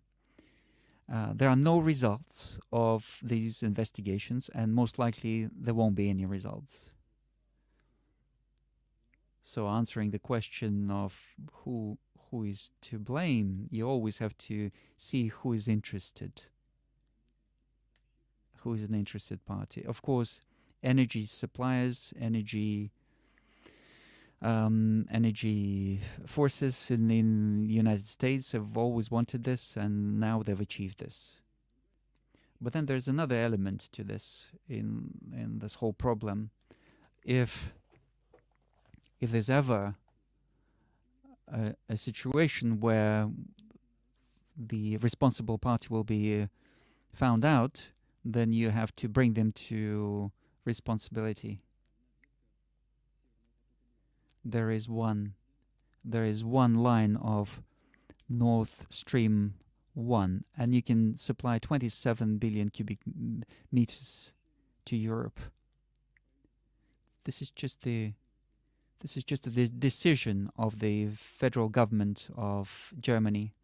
It's just one decision by that government. We turn the valve and the gas starts flowing.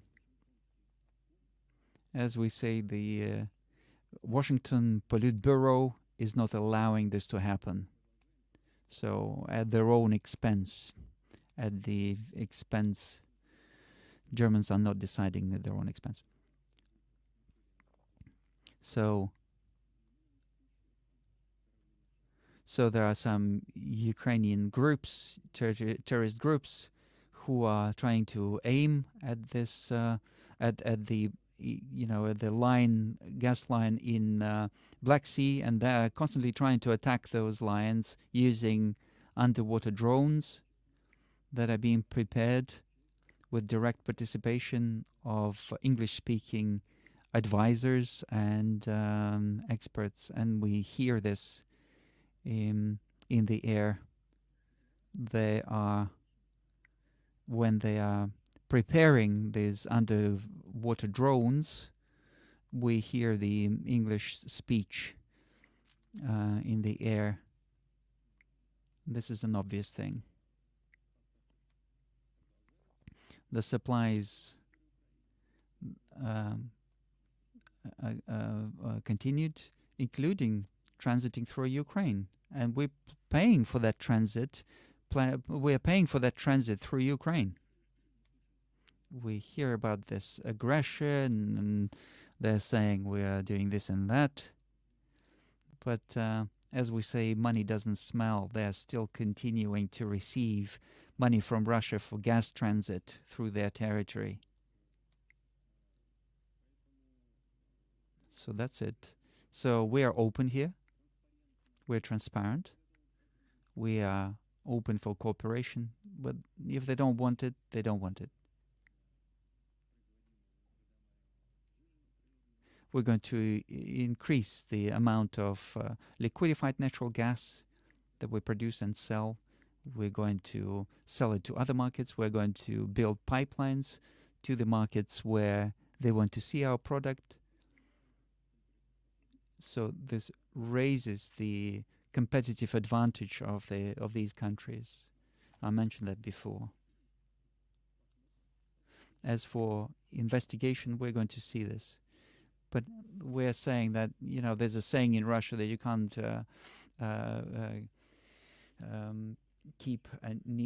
hide a needle in a sack, so it will come out.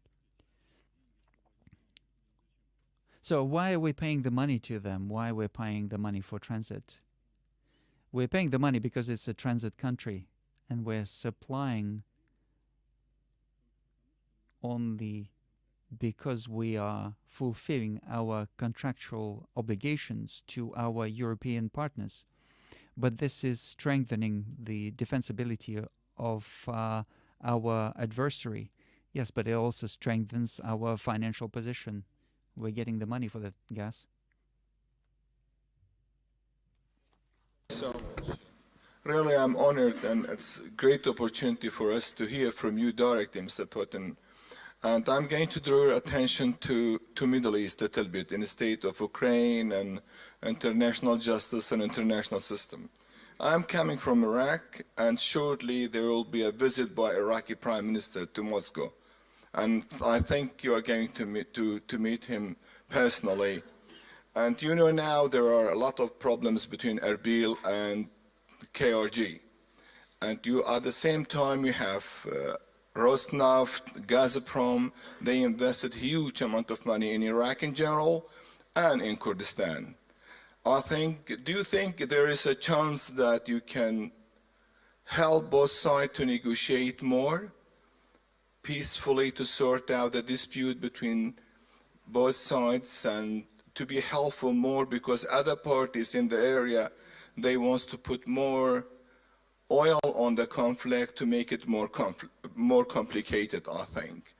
And the other issue I want to highlight it for you is, now we are about to, by the end of 2023, you don't think it's a correct time for your personal help for all parties in Syria, including the government side, the Kurdish side, regional powers, and all regional powers there to make an end for that conflict, because thousands of Syrians been away, humiliated in other parts of the world, and there is no peaceful solution and no vision.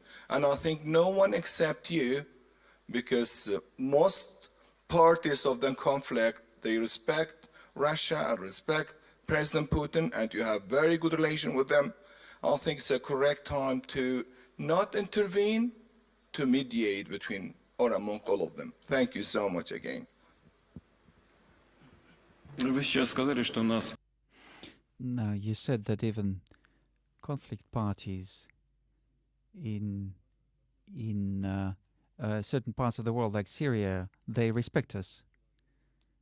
Why? It's because we are respectful of everyone. As for Syria, we are for a peaceful resolution, including under the auspice of United Nations. But we cannot replace the negotiating party with ourselves. It's only negotiating parties who can agree. We can act as guarantors of fulfilling the obligations, even including participation of Iran and Turkey within Astana process. All of that had positive consequences, and everything that's been achieved now, and a lot has been achieved. I'm talking about ceasefire, and now we've got the conditions for a peaceful process. All of that was done by us and our partners with the goodwill of Syrian leadership. But of course, a lot needs to be done still. I think that in external meddling and creating some quasi-state structures on Syrian territory is not going to lead to anything good. There's Arab tribes that traditionally lived on certain territories, and if you involve them, I think this is a very difficult story, and it's going to lead to extension of this conflict. However, from our side, we are prepared to facilitate and to ensure the increased level of trust between Kurdish population in the east and the government of Syria. This is a very sensitive area, and every word is very important here. So I'm trying to be very careful. As for Iraq, we've got very warm relationships with Iraq, and we welcome the president of Iraq and Russia. And there are lots of issues where we have mutual interests, and of course they are in the interest in the field of energy. But there is, of course, an issue of logistics here. I'm not going to go into details, but we know that there are certain options, certain scenarios of developing logistics in Iraq. We are generally happy with all of them. We just need to select the most optimal projects, and we are happy to take part in them. And when the Prime Minister comes, we will discuss this with great pleasure, including questions of regional security and security within Iraq itself. Over many decades, we kept very close, trusting relationships with Iraq, and we've got very many friends there, and we are hoping for stability to come to Iraq, and we're hoping that on the basis of that stability, economy grows and social sector grows, and I'm sure that the visit of the president will be very productive and very timely. Daisuke Abir, floor is yours. Thank you.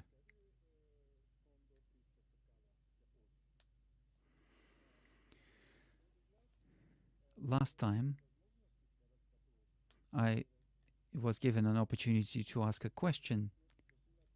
This was 2018, about 5-6 years ago. But after the start of the war in Ukraine, the beginning of the war in Ukraine, Japan participated in sanctions against Russia. And Russia announced that it would stop the process of negotiating a peaceful agreement between the two countries. And as a result of this, there's a dead end in terms of relationships between the two countries, Russia and Japan. And at the moment, I do not see any good prospect for the development of the situation. Nevertheless, Russia and Japan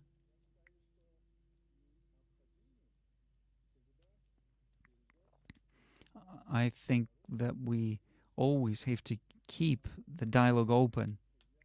And in this sense, I believe that it's high time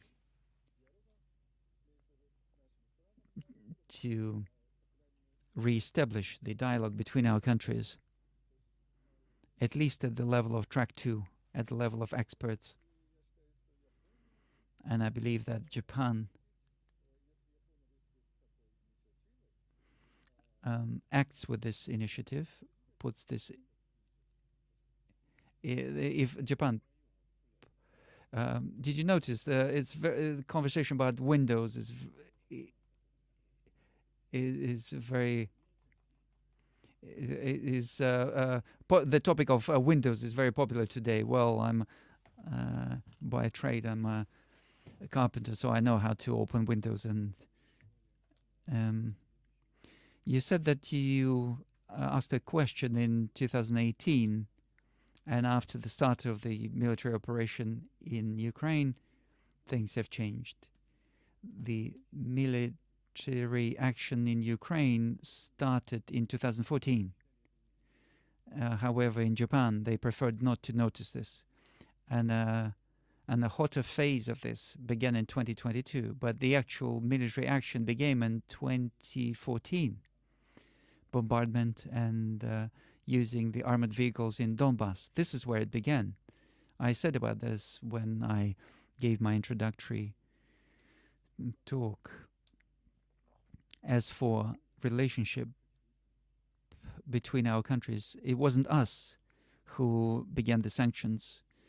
It wasn't us who closed that window. It was done by Japan. We didn't do anything here. If you believe it's high time for a dialogue, and if you believe that it is possible for the Japanese party to show some initiative, that's always good. It's always good when there's some dialogue. You asked me whether we are prepared to respond to this. We are prepared if there's an initiative from the side of the party that closed the window. If you believe that it's time to open that little window, then of course, we never said we're against it. Yeah, please do that.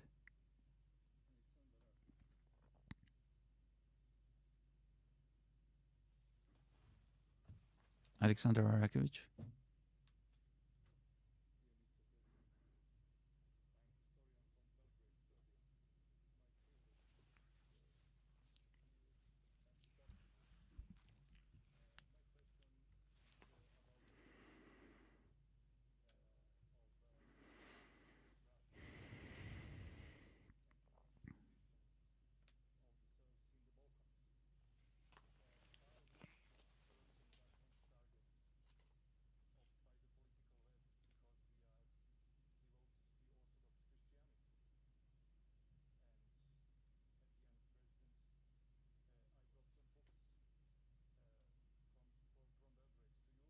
And please accept it for your library, and I will provide it to your protocol after session. Thank you very much.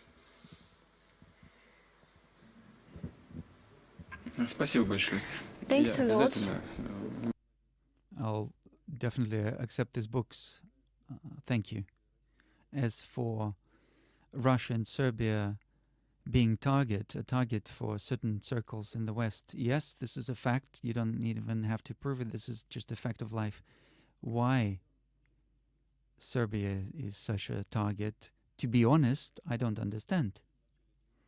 As same as Russia in the beginning of 90s, we were prepared for anything in order to, after the collapse of the Soviet Union, believing that the times have radically changed, we were happy to, for any sacrifice to create the relationships.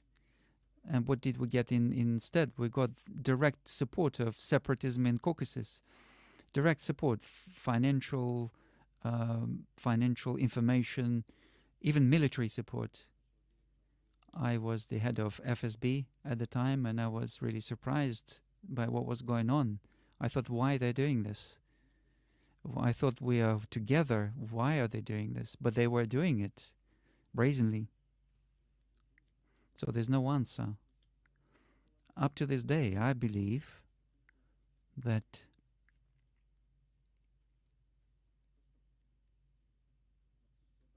I think lack of education or maybe understanding of trends or how the world works or how Russia works, what this might lead to, is just a desire using force to push.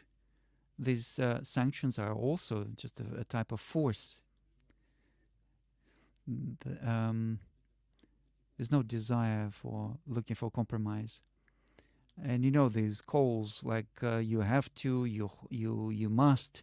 This is just force. It's just an attempt to use force. It's the same thing. So this is the essence of it. As for Yugoslavia and Serbia, then why? Serbia was also prepared. They wanted to agree on everything. No, you have to force. And I heard this many times. Oh, you have to push them. You have to force. This is a weak link. This is their philosophy. Why it's Serbs that they needed to force, I don't know. And when I had good relationships with some leaders, and we had open conversations with them, and they were saying, oh, we have to force these ones or push this. And I was saying, why? And they just didn't have the answer to this. They're like, oh, we have to push them, you have to force them. But Serbs are a different kind of people. They've got different culture, different history. You can destroy them, but you cannot subjugate them. You cannot force them. They also understand this. But I think sooner or later they will, in European policy, they will come to this understanding. And generally, they will come to this understanding. Then it's much more constructive to agree, to negotiate, rather than force.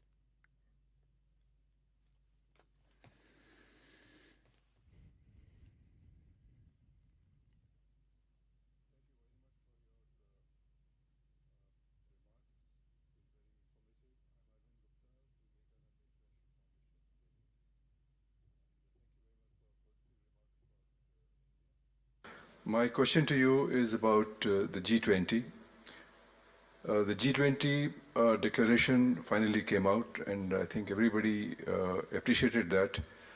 And the G20 also has a certain reference to one Earth, one family, and one future, which I think ties up with the civilizational approach that you have been talking about. Just like Russia, your Russian civilization, and you are promoting a Russian civilizational approach. I think India is also calling itself or describing itself as a civilizational state.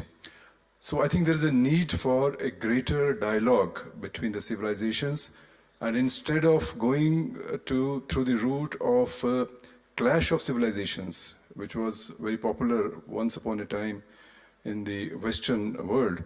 But I think when an initiative comes from leaders like you and Prime Minister Modi, so this will help generate a dialogue amongst civilizations which will be positive and which might help in fleshing out the principles of international relations that you talked about. So my question to you is, what do you think of the G20 declaration, and what is your view about the future of G20? Thank you.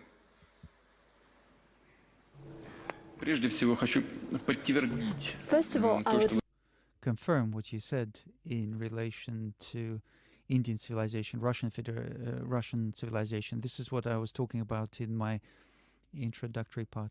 And of course, India is an ancient world civilization, very powerful, huge, with huge potential.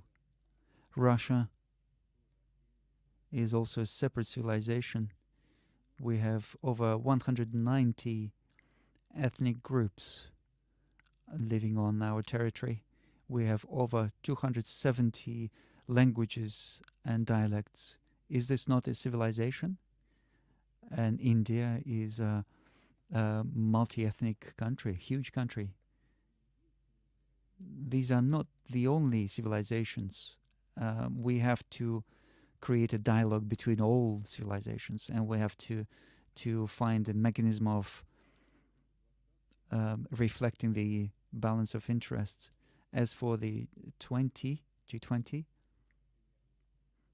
and role of Prime Minister Modi, this is a success, and the Indian leadership managed to find the balance in the declaration of G20. These closed unions or groups, they don't have great prospects, and the balance is changing as well. But I think what is the success of the G20 in India? I think Prime Minister managed to depoliticize the decisions that were made at the G20. And this was the only correct solution, because initially G20 was created to discuss economic issues, not political issues. And politicization of G20 was just the wrong path for this, and Indian leadership managed to avoid this, to get away from this. As for these closed unions or closed groups, they're not beneficial, and it's you see the balance of power is changing. Until recently, many people were expecting and were really anxious at, expecting what G7 would decide. They were looking forward to the decisions of G7. The strongest economies of the world were meeting together. BRICS, even before the expansion, the economy of BRICS was over 51% of the world GDP. And therefore, the G7 GDP was smaller. And now, after accepting additional members in BRICS, the volume of BRICS countries is even bigger than the G7. So, what's important is the real comparison of potentials and capabilities. In this sense, the open platforms are at an advantage, because they are creating their platform for mutually beneficial decisions. As for the G20 and the results of the G20, and I'd like to finish answering your question. Undisputedly, this is the success of Prime Minister Modi. You went to BRICS, but you didn't go to G20. Do you think you're missing something out? we had a special word for those who are missing out. Who are, in Soviet times, they called those who, there was a special word for those who were denied social payments, benefits. We are not the kind of people who need social benefits. And we are all adults. We understand that if I come there, then it will turn into a political show. All of that will be turned into derailing the event. Why? We were interested in conducting BRICS in a proper way, and we wanted G20 to be done in a proper way. All of that was achieved, and I had lots of things to do at home. And so you're not offended by the president of South Africa? No. We're great friends, and he came to visit us in Russia. I think that BRICS was done very well. I did not even expect this diplomatic art from him. If you followed their discussion, it was not easy to resolve the question of expansion of BRICS. And he was very gently coming back to the same topic and bringing that topic again. And at the end, they managed to achieve this. This is a positive result, and we are welcoming it. Are we going to be in his place the next time around, next year? Yes, we will have the chairmanship of BRICS, and we are going to accept this baton, and we're going to conduct the summit with new participants.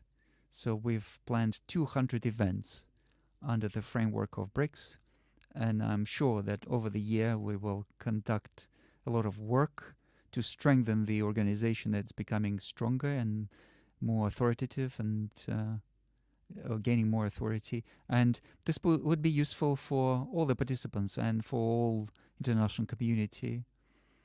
This BRICS began in Russia, and I'll remind you how it happened. India, China, and Russia, we proposed to meet, and we said that we would be meeting on a regular basis. This is how RIC, Russia, India, China, and then Brazil wanted to join. And then we got to BRIC, and then South Africa. So now we've got BRICS. And now we're coming to this expansion of members. I think this is very important. I think this tells us about the growth of authority and this desire to join this format, which does not force you to do anything. It's just a mechanism for looking for compromises and resolving certain questions which parties are interested to resolve. Algeria, are we going to accept them? Algeria has been our traditional friend in the Arab world, in North Africa, and we believe that this would be useful for the organization. But of course, we have to work through these matters with all members of BRICS and do this with Algeria, and we have to create it in such a way so it doesn't create any additional problems and just ways of resolving problems.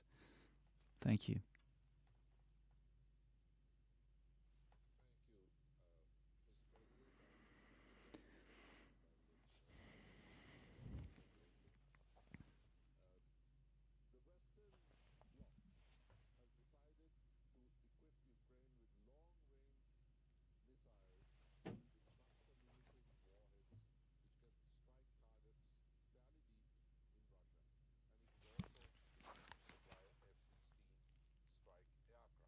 So it is obvious that you're facing a war conducted by imperialism, a proxy war, and that proxy has, as you have pointed out, Nazi elements as well. Historically, Mr. President, imperialism has been fought on the battlefield by the Chinese communists, the North Korean communists, and the Vietnamese communists, who actually prevailed over the United States. And as far as imperialism goes, the best writing, the most famous critiques have been done by the leader of the Russian communist tradition, Lenin. So my question is this: in the face of this challenge, this threat from these forces, is it perhaps not the right time to reassess 1917? Because the Chinese, the Vietnamese, the North Koreans, they're all children of 1917 who fought and defeated imperialism. Is it not the right time to reassess 1917 and perhaps have the same relationship with it that the United States has with its revolution of 1776, France with 1789 and the French Revolution, and the Chinese with 1949 and the Chinese Revolution? This is my question, Mr. President. Thank you. Прошу прощения, уточните, пожалуйста. If I could just clarify, if you can just take the microphone again. So what do we have to... It was a very complicated question. Who needs to reevaluate? If I understood correctly, is this time to reevaluate the attitude to revolution and communists? You mean reevaluate? You mean the our history in 2017 and further? I'm sorry that I'm interpreting this, but why do we have to interpret when we have the author of the question? Imperialism and elements of fascism, and since in history those were fought and defeated by communists in China, North Korea, and Vietnam, and since the best text about imperialism was written by Lenin, is it the right time to perhaps be less critical about 1917 and restore it to a historical status like the French Revolution, the American Revolution, and the Chinese Revolution?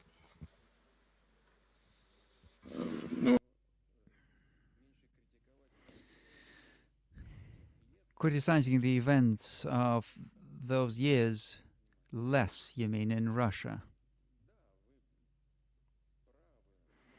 You are right in the sense that we have to engage less in criticizing. We have to engage more in this case, scientific analysis of what was happening then and what is happening now. You are right in this. The only thing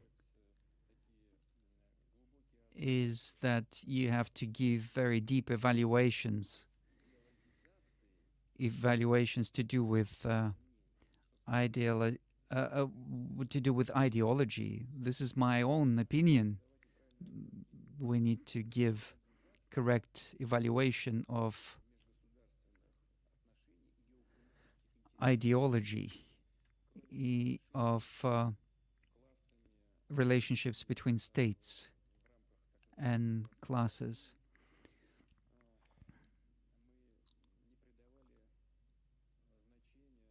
When we were analyzing the relationships between classes after the collapse of the Soviet Union in 1991, we were still in this paradigm of class relationships, and we kind of missed out the point that there are purely geopolitical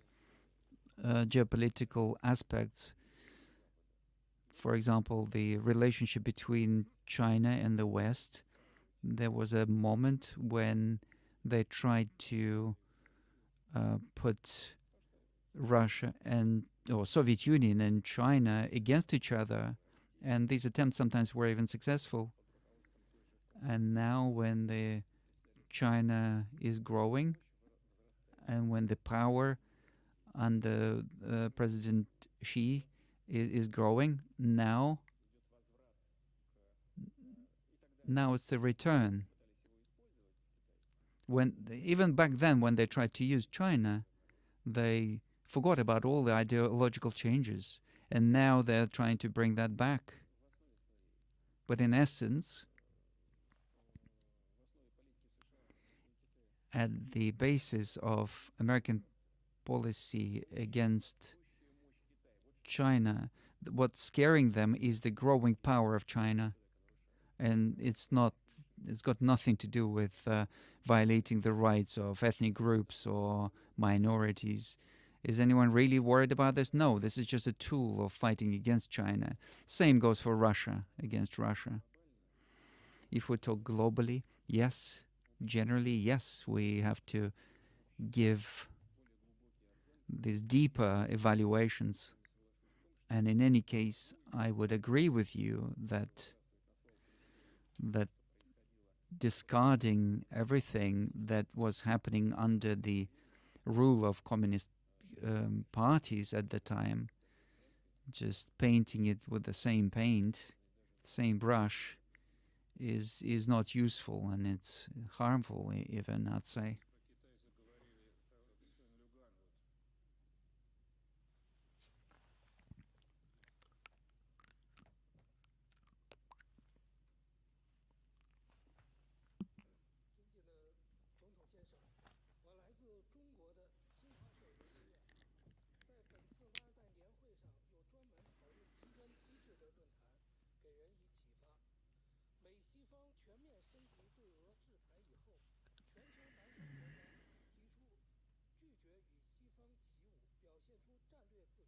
在8月举行的金砖峰会上，有6个国家加入了金砖合作机制。您认为在推动南方国家合作方面的重点是什么？中俄都是新兴发展中国家，可携手发挥什么样的作用？此外，俄罗斯在应对美西方持续的制裁方面将会有什么样的举措？ Mr. President,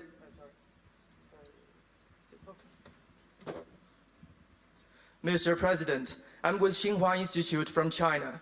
During this year's Valdai meetings, there are forums focusing on BRICS mechanism, which are very inspirational.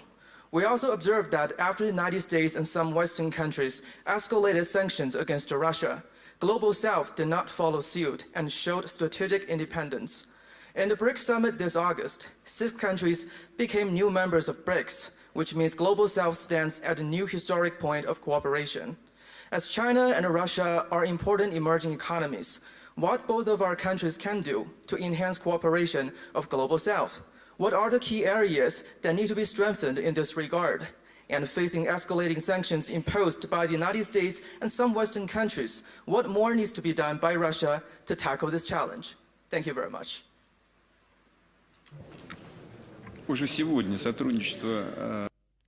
The cooperation of Russia and China today is a very important stabilizing factor, international factor.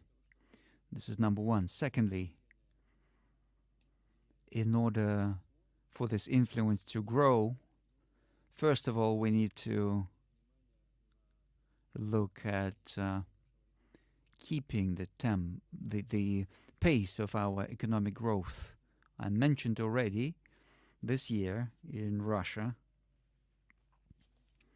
economic growth, I don't know if I mentioned it or not, but I talked about certain aspects, but I repeat myself. The economic growth is going to be 2.8 to 3%, so close to 3%. And for our economy, for the structure, that economic structure that Russia currently has, this is a great result. We have overcome completely the dip of last year, and we are gaining pace. In China, as far as I know, the growth is going to be 6.4%, and this is a great figure. Whatever they say about the dropping pace of Chinese growth, all of that is just talks, empty talks. we see that China is ensuring that pace. And China is one of the leading locomotives of the world economy. And in India, the same thing. I think it's 7.6% growth there. So the global south countries are gaining momentum. And our objective is to ensure that leadership, to enable that leadership. The second aspect is security. We are seeing what is going on in Europe, and we're seeing that we saw that instigation of Ukrainian conflict. We see that the root of that was the desire to expand NATO to our western borders. The same thing is being done in Asia, and they are stepping on the same rake, as they say in Asia, as they did in Russia. We're going to expand our cooperation with our partners to ensure security. We're not creating blocks in order to fight against anyone, but we are reacting to what's going on around our countries. And we are going to implement the plans for infrastructure, creating this big Eurasia, and we're going to work on our Chinese partners' plan. Chairman Xi talked about One Belt, and we're going to also increase the humanitarian cooperation, sports exchange, student exchange, and so on. This is very important for neighboring countries.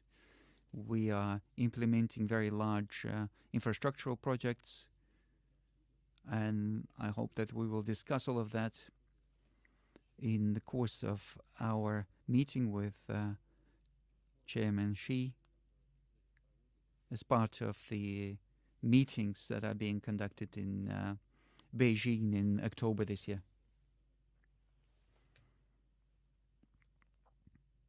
Mikhail Rostovsky. Mr. President, joining NATO by Ukraine is categorically unacceptable. As I remember your last presentation about Ukraine joining EU, you were much less negative about this. Has your point of view changed? Is Russia going to be against Ukraine joining EU? And do you believe this to be, in theory, possible? We were never against this, and we never expressed our disagreement to Ukraine joining EU. Never. As for NATO, yes, we were always against it, and this position has a certain foundation, justification behind it, because the expansion of NATO right to our borders has got very serious security consequences. And this is not just a political bloc, this is a military political bloc. And bringing the infrastructure closer to us bears great danger. As for economic cooperation, any countries or any economic unions, we don't see any military threat. We don't feel that we have the right even to discuss this. This is the internal matter for Ukraine and European countries. In his time, Yanukovych, I'm not, without refusing the possibility of joining EU, he said that we need to work more on this to and because he said that joining EU has got certain threats to Ukrainian economy, and he was completely right, because it provided for opening of the borders and creating some conditions that were completely unacceptable for Ukrainian real sector. Opening of the Ukrainian market to these goods from EU would have been very damaging to the Ukrainian market. Energy structures of EU would have taken away any advantages from Ukraine. And if you just analyze what Yanukovych was saying, this was actually very founded, and using this as the pretext for a military coup was just criminal. And we see that the Ukrainian economy cannot really exist without external support. Situation today is very different. Everything is quite balanced overall. We see that the budget is balanced, macroeconomic figures balanced. Why? Because they've got 4 or 5 billion coming into Ukraine every month through grants, through loans, and so on. If you just stop that, a week later everything will stop. As the same goes for defense, the system of defense. If they stop supplies tomorrow, then they've got about a week to live. Until the munitions are exhausted, and they're even exhausted in the West as well. So Ukrainians are spending about 5,000 of 152 caliber per day, and they're producing about 14,000 in the West or in the US. So it's the same situation in Europe. They said themselves that we have supplied everything.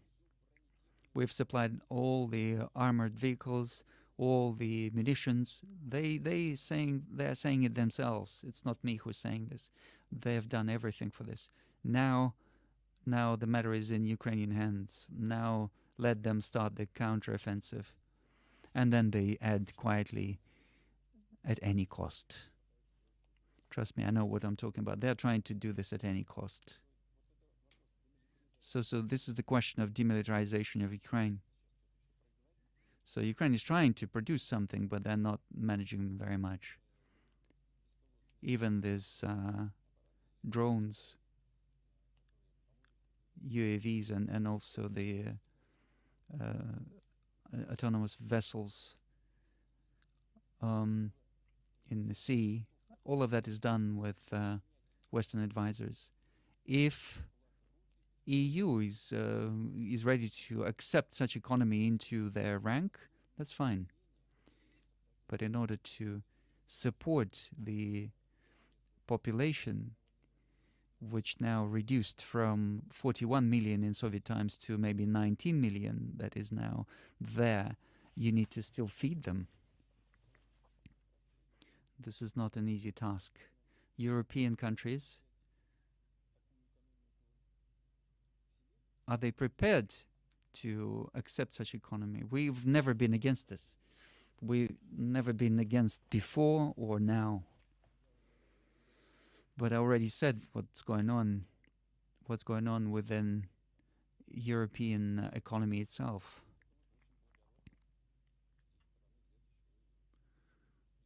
Yeah, that would be an act of charity for them to accept Ukraine into the rank. There are certain procedures of evening out of the economic development. So we've got Hungary. We've got a colleague who asked a question. They were receiving some money from European Union to even out the situation.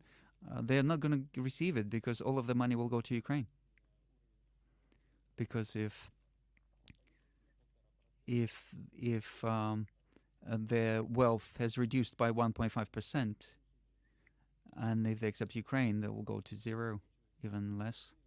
I'm not going to be ironic about this. These are just reality. This is just reality. But if this does happen, then we don't feel we have the right to deny this. Is there Is there any difference between NATO and EU? I don't think there are any boundaries between those two. Well, I think EU is not really a military bloc. Why do you need to move everything to the EU platform if they have a NATO? They are making decisions within that framework.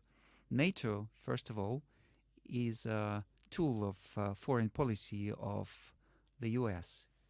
They have started, they've instigated that hot phase of the conflict in Ukraine.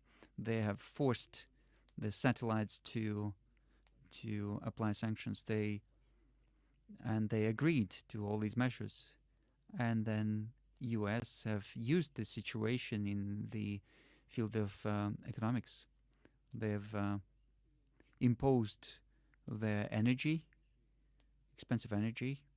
They have taken some decisions to increase the attractiveness of their own economy and markets. This is just a fact. Many industrial companies in Europe and Germany are taking this decision to move to the US. So this is the end result of all this chain of events. I know, and I'm confident that a lot of people don't like this. A lot of people understand this, but they can't do anything about it. And today's elites are not prepared to fight for their own interests. They're just not, they can't do that because they are too dependent in terms of economy. And you can understand them. So I'm confident that slowly everything is going to even out. I think even the US is making a colossal strategic mistake. I said this at many events. They're putting pressure on their allies, but then these questions come up. You know, our colleague from Germany said that we've got these ultra-right groups rising because nobody is protecting the rights of your people. Nobody else is protecting the rights of you. These are obvious things. So somebody had to come up and protect the rights. So we'll see how this is going to pan out.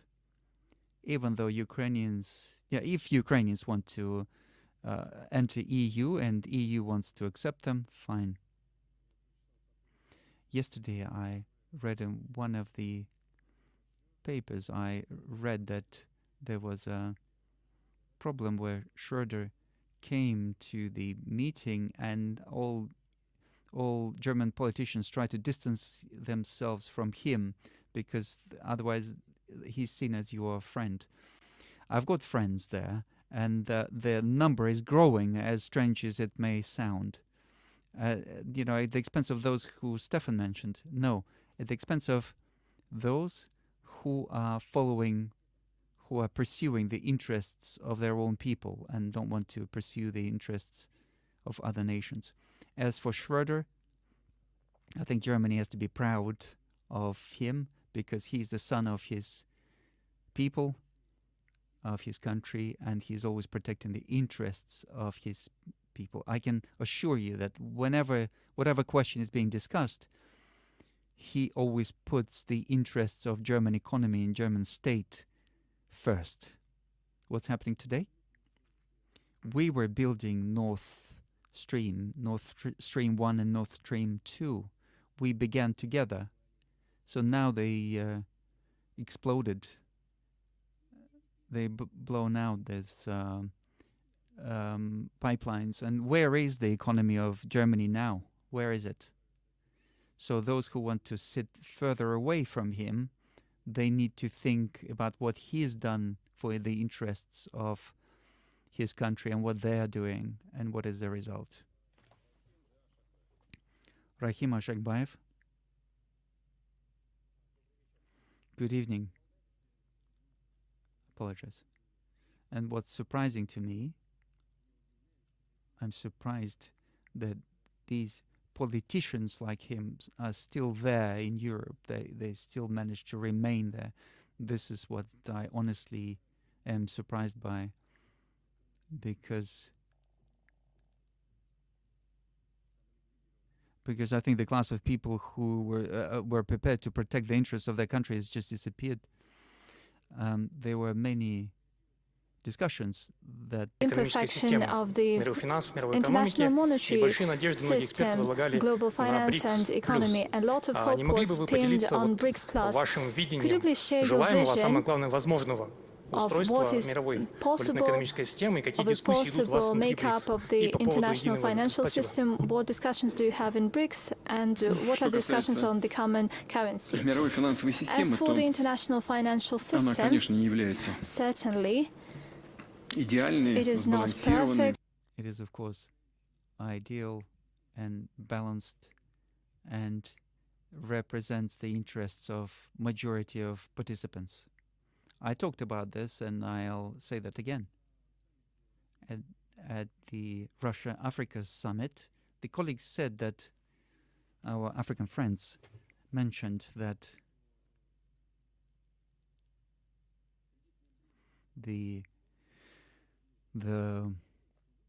debt burden over $1 trillion is such that it's an impossibility to pay off those debts. So what is that system? What is that system of international financial relations that has created this situation? This is just like contributions. This goes beyond any normal financial relationships.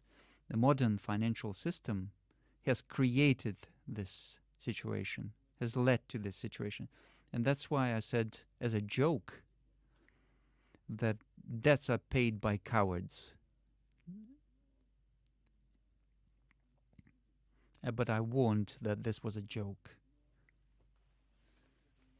But this is not normal when you have that situation. Undoubtedly, we have to change something. This Bretton Woods system was built, created at some point, but this is slowly disintegrating. Currency is just a reflection of the power of the economy of the country that generates that currency. And we see that the GDP portion of the US is reducing in the world economy. And in terms of buying capacity of BRICS,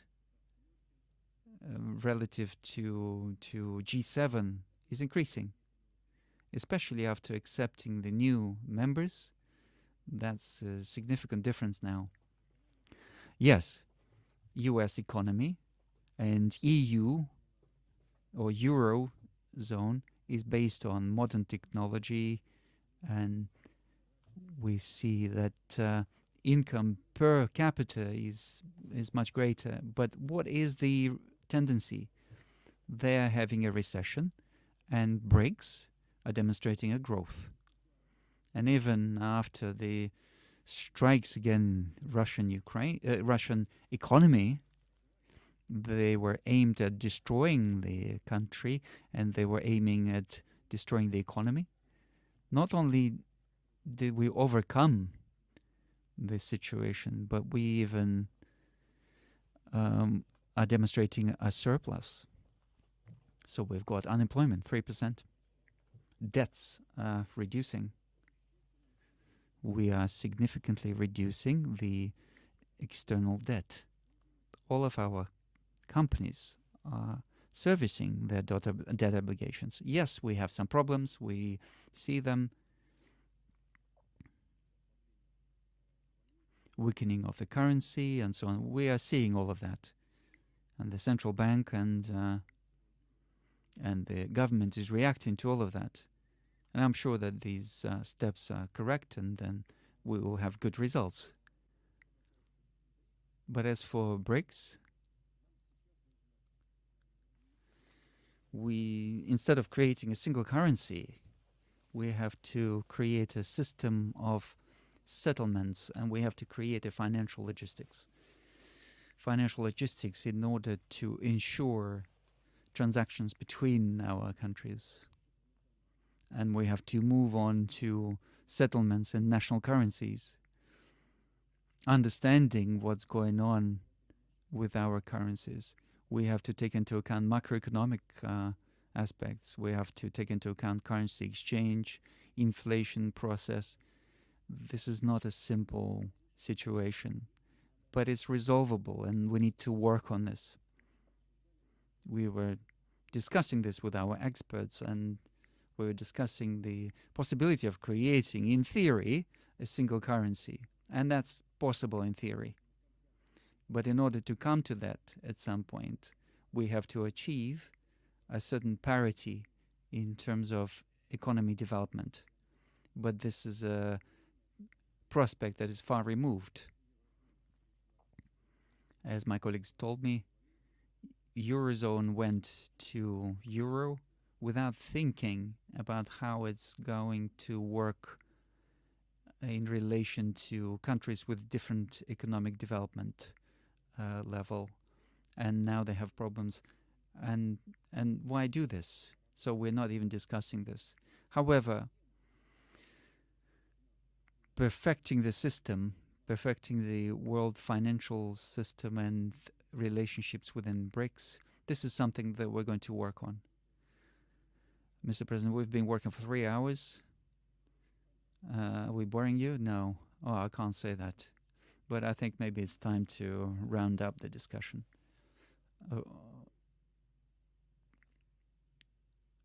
Mr. Gaulle? Mr. President, I am Pierre de Gaulle. I am the chairman of MIR France and Francophonia, and I am a true friend of your country, as my family is.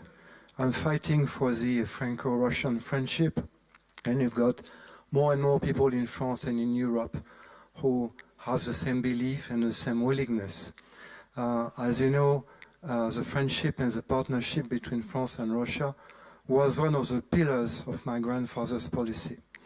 And I want to rebuild and I want to restore the France of my grandfather, a France made of fundamental values like faith, like patriotism, like family, and like a true, let's say, spiritual responsibility which has completely gone in the Occidental world.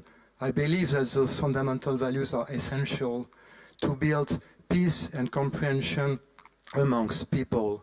And because of this, I think that the conflict in Ukraine is an ideological conflict, that it is even a conflict of civilization, because on one side you've got the Occidental world which has lost its soul, which has lost everything for ego, for short-term satisfaction, pleasure, and a short-term view on everything. The sacred has gone, and history has shown that those civilizations cannot survive. On the other side, you've got the multipolar world led by Russia, led by China, India, African countries, Arabic countries, and South American countries.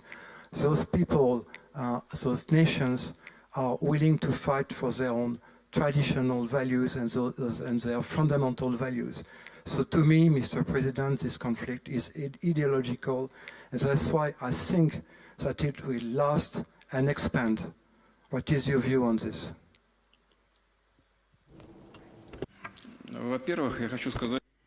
First of all, I'd like to say that it's a great honor to accept a grandson of General de Gaulle. With the acting president, we touched upon several subjects, and I'd like to maybe bring that up here. It's not a secret. I'm not going to give any historical evaluations. Everything was very complicated, but for us in Russia, despite the difference in rank, the hero is the General de Gaulle and not Marshal Pétain, because he embodied the desire for the nation, for independence and honor and pride. yes, now the situation is different. The head of, there's other people who are leaders of France, and it's not even a matter of age, it's just a matter of historical view, and this is not our business to evaluate the government of your country. This is up to the French people to do that.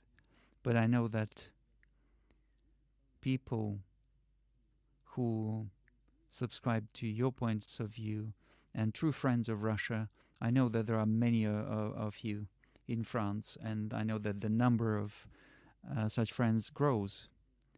Whether the situation is going to get worse in terms of what's going on in the world, as you said, there's an ideological confrontation. It's never going to end. This is obvious. There's different currents. Whatever incarnation they take, they will always fight against each other. That's just obvious. But in my opinion, that awareness of eternal value of national tradition and culture, I think slowly it will gain pace. It will both in European countries and in the US. And in that sense, I think that confrontation, ideological confrontation, will continue. But the future lies with nationally oriented forces. And the balance between them has to be achieved, as I said in my presentation, through looking for compromises between civilizations. Dear friends, dear colleagues, very quick questions because the time is running out. Very quick questions, please. Very quick questions, please. If you can try briefly. I will try. Konstantin Starish from Moldova, from parliamentary opposition. I've got this question that sooner or later this conflict is going to end, and there will be some restructuring of relationships between Russia and the West. I'm speaking very egoistically because when there's a confrontation like this, there's always a lot of turbulence in countries like Moldova. So that process of restructuring the relationships between the countries will begin at some point. There's restructuring which will determine the relations for many years ahead. So what is the role, do you think, that will be played by our countries in Moldova, and what role they will play in this? This will depend on people of Moldova. If people of Moldova vote for the people who want to give away the majority of their sovereignty to other countries and just be following those interests, then they will play a particular role according to this. They will not be seen or heard. And if they choose the path of keeping the national sovereignty, keeping their traditions, national traditions, as I mentioned right at the beginning, we will aim to a situation where all countries, irrespective of their economic value, to be treated equally. I don't know how this is going to work out, but this is our position, and this is exactly what we're going to aim for. Somebody raised a hand here. Yes, you raised a hand, please. Kubat Rahimov from Kyrgyzstan. We see a very a successful case of creating Russia, Uzbekistan and Kazakhstan. In October, Uzbekistan will get Russian gas already. In Central Asia, we have two problems, water and energy. What's your take on the prospect of establishing a water and energy union where Russia would be an active participant and a moderator in order to avoid social instability and even armed conflicts? Thank you. When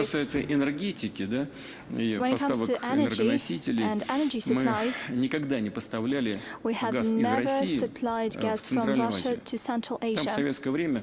During the Soviet, it was all different, and Central Asia was supplying gas through two pipelines. But now, due to the growth in demand from our friends in Central Asia, and also due to climate changes, this year in Kazakhstan, in Tashkent, it was -21 and -24. Nobody had seen that before.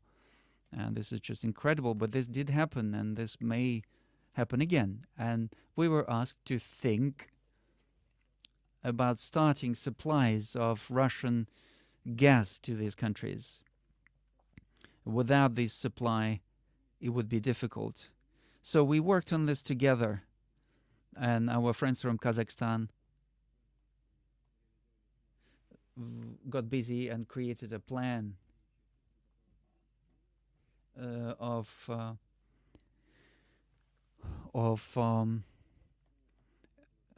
repairing the pipeline, and Gazprom was going to do the same on the territory of Russia in order to change some technical capabilities here. I'd like to reiterate that in Soviet times the gas was flowing in one direction, and now we need to send it the opposite direction. So technically this is all done now in October this year, and we will start supplies in small volumes, but this is critically important for the economy of Kazakhstan and Uzbekistan. So we will supply gas, and then we will increase the volumes. Yes, of course, there are other problems.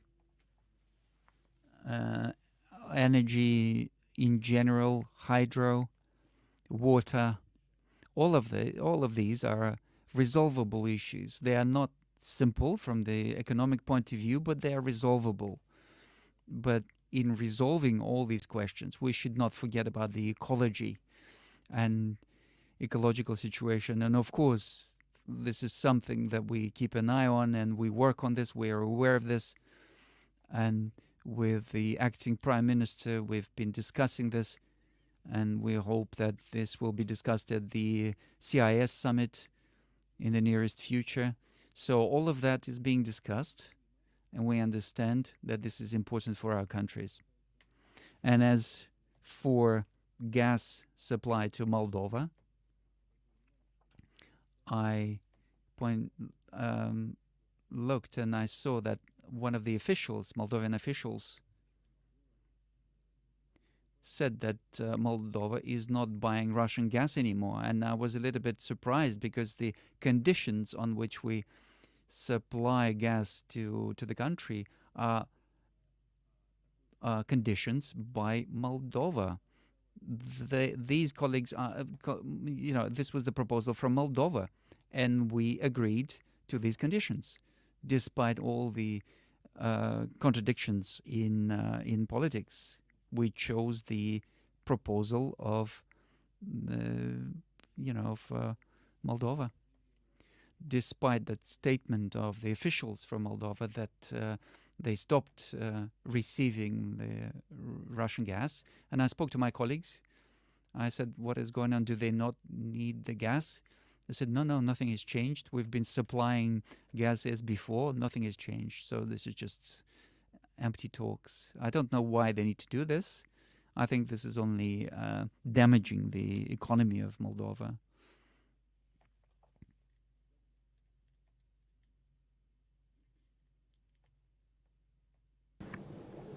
Владимир Владимирович, Петр Ставлыпин, обращаясь к смутьянам произнес свою знаменитую фразу: «Нам нужна великая Россия, вам нужны великие потрясения». Тогда великие потрясения не миновали Россию. Последний раз эти потрясения пришли к нам в 1991 году. Сегодня Россия движется от великих потрясений к величию. Что для... great troubles to a great Russia. We all know you as a writer, as a patriot of Russia, and we know that you as a fundamentalist of the Russian state. As for the greatness of Russia, you know, greatness of Russia is in strengthening its sovereignty, and sovereignty is based on self-sufficiency in terms of technology, in terms of finance, in terms of economy as such, in terms of defense and security. And this is what I wanted to say in this relation. People who, for some reason, started to fight against Russia after 1991, I mentioned about this. I don't understand why they did this. Why? Just because of excessive self-confidence and stupidity. I always ask myself, why? We opened our arms like this. We said, we're here, we want to work with it. No, they wanted to finish us off. Why? Nevertheless, they started doing that. And this has led us to our only choice, to strengthen our own sovereignty in terms of economy, finance, technology, defense. So those people who started doing this, who brought this to today's stage of that confrontation, hot confrontation, they imposed sanctions against us. They have achieved the result that is opposite to what they expected. We have an obvious change in the structure of Russian economy. I said already that the GDP, we have added 3% in terms of oil and gas, and in terms of processing industry, including defense, but not only. I already said that this is the electronics and optics and machine building. We've added 43%. They left our market and they thought everything was going to collapse. No, everything is just strengthening. Yes, there's a slight growth in inflation. Yes, the ruble is fluctuating. However, the structure of economy is changing. It's becoming more high technology, high tech, using its own infrastructure. And we will definitely do that. And on that basis, we will continue strengthening our ability to defend ourselves. We see these problems that arise right on the battlefield. We see what we are missing. We are increasing the production of these products, and not just by percentages. We are multiplying their production.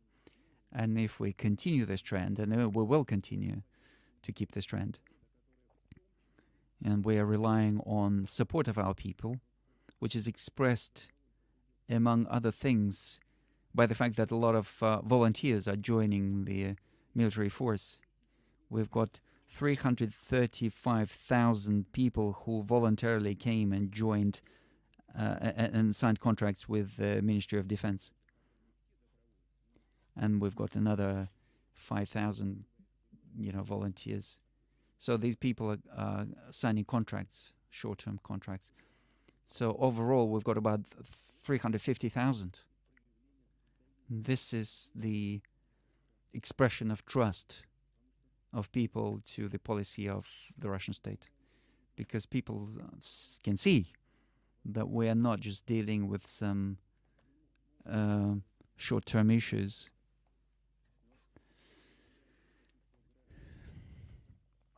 Not everything is done the way we want, but the majority of our people can see that everything we're doing is to strengthen our state. There are many components. However, the overall trend is quite obvious. We've got a positive right trend, and our objective is to keep that trend. Thank you.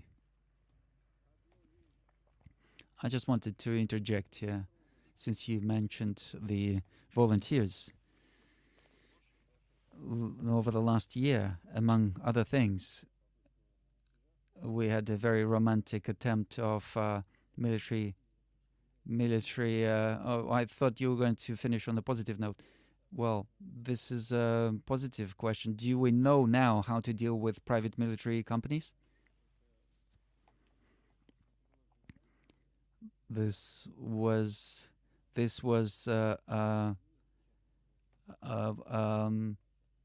term coined by journalists. Private military contract company. It doesn't exist in Russia. That experience that we had was an awkward experience because it was not based in law. And when the Ministry of Defense proposed to the part of that company to come and participate in the military action, I did not go against this because we saw that these people were volunteers and they fought heroically. But in the interests of the heads of this company and the fighters, not everyone was gaining billions of dollars from supplies from the contract. But I'm not going to go into this. We don't have a single opinion on this in Russia, whether we need such formations or not. But at the moment, I can tell you exactly that several thousand fighters of this company signed a contract with Ministry of Defense, and they want to participate in military action, and they will. Secondly, they are doing it on the basis of individual contracts, which did not exist before. This was a big mistake. This did not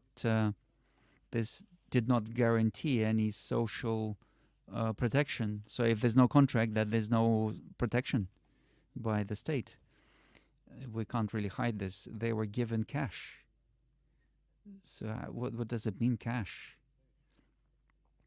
This was partly my fault because I couldn't even imagine how can you trace this? Who's received cash, who hasn't received cash? This is a big question. So if we're doing this, then we have to be doing this on the basis of the law. But this is not a simple question. It's not a simple process.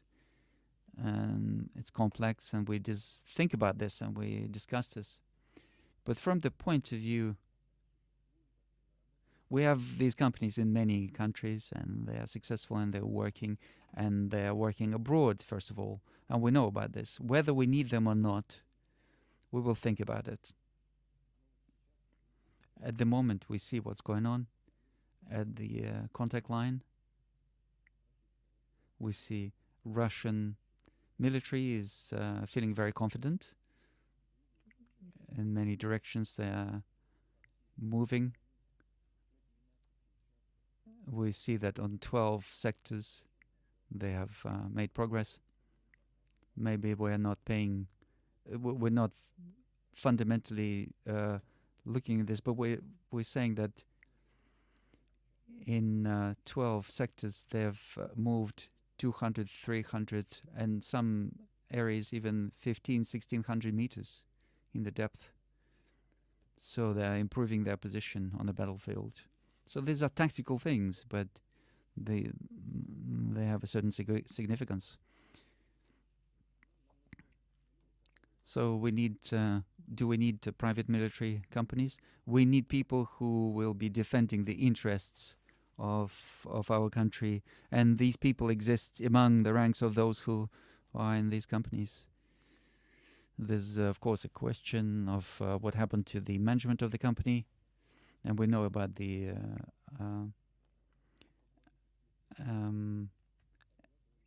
this aviation incident or catastrophe, and we see that within there was no external influence on the aircraft, and they have found fragments of hand grenades in the passengers of that plane. However, the investigation is not complete yet.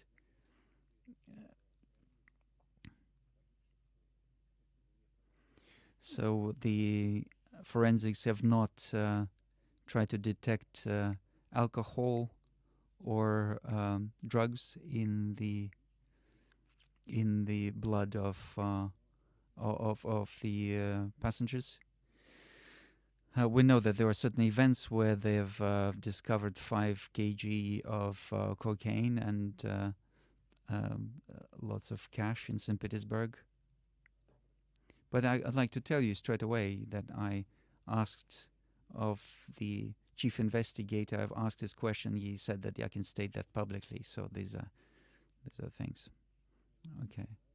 So that we don't end on this, maybe some other question. Margarita Simonyan. Maybe we could give the floor to okay.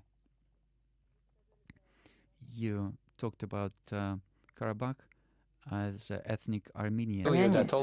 Все прекрасно понимают и прекрасно понимают, что Пашинян вообще был приведен к власти в свое время именно для того, чтобы сдать Карабах, и чтобы этим вызвать вот такие вопросы, как процитировал наш ведущий европейских политиков. Нормальные армяне понимают, что если бы не Россия, армянского народа не было бы, как в начале 19 века, когда их спас Грибоедов, так и в начале 20 exist if it wasn't for Russians. So like Griboyedov in his time. So our Hungarian friend did not want to ask a question about Odessa, and I think Odessa is a Russian city. And my question is, where do you want us to stop in Ukraine? The first part of what you said, I cannot agree with you that Pashinyan was brought to power from outside in order to give away Karabakh. I think this was the choice of Armenian people. Yes, you can have a different attitude to election process, but this is the fact. So I disagree with you on this, number one. Second, I also disagree when you say that he tried to give away Karabakh, and I spoke to him at the beginning and then in 2020, and let's remember that when he came to power, he said that Karabakh is part of Armenia, and before him, nobody ever said that. However, of course, his position has drastically changed. Why this happened, this is not a question for me. And then in the course of the conflict in 2020, I spoke to him, and in my opinion, he was earnest in trying to keep the situation under control. I'm not saying whether the decisions were right or not right. It's not my business to do this. But I disagree with your statement that he was trying to intentionally give away Karabakh. Now, as for where do we stop?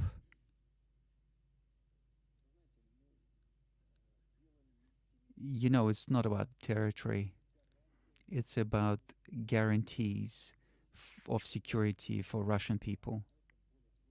This is a more complex issue than some territory. We're talking about the safety of people who believe Russia to be their homeland, and we believe them to be our people. This is a complex question. I'm scared to talk to your husband.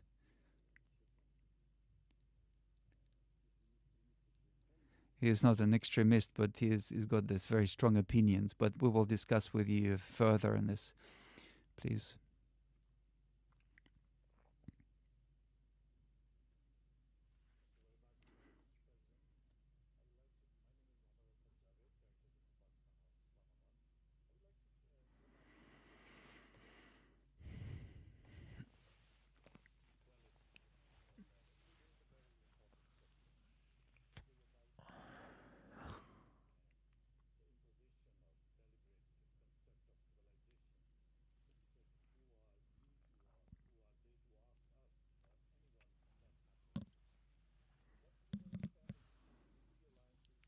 Alliances have really shaken the entire regions, the Middle East and others, by attacking different countries, including Afghanistan, Iraq, and all that.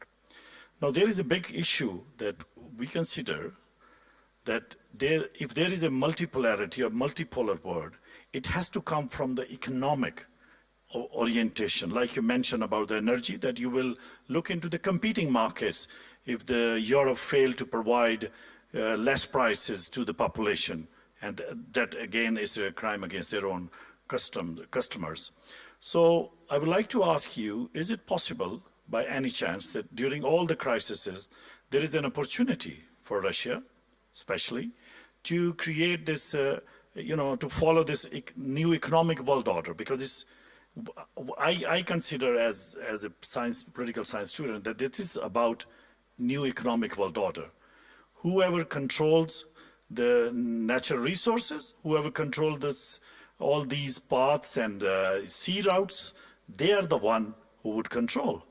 And the counter design, is there a counter design for us to counter this sanctions? Because sanction is strangulating not only Russia, but also many countries.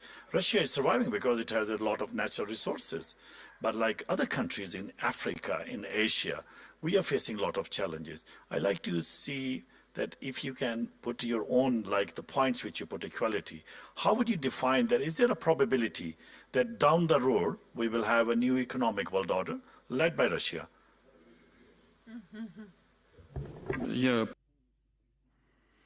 I completely agree with what you've just said. This is exactly so. The future world order will undoubtedly be based upon the future economic and monetary system, and it has to be more balanced, and it has to reflect the interests of majority of participants, and whether there are prospects of whether this is going to happen or not. This is a huge question. This depends on the actions of our opponents. They are trying to hold on to their privileges at any cost. The Western experts are saying that Bretton Woods system is obsolete. It leads to these ugly situations of great indebtedness of developing countries, and this total domination of dollar in the world system will be removed, and this is just a question of time. This is already happening.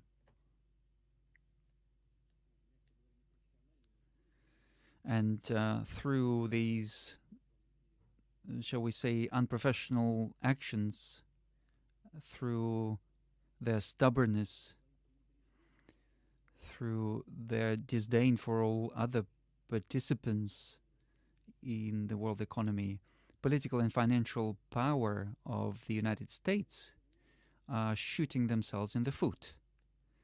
Because when they are limiting transactions in dollars, what are we to do? Then we are forced to pay in national currencies. We are forced to discuss these questions. When I was answering one of your questions, we are forced to create a new logistics for settlements, and therefore the area where dollar is applied is naturally shrinking. United States is a huge economy, huge country. There's no doubt about this.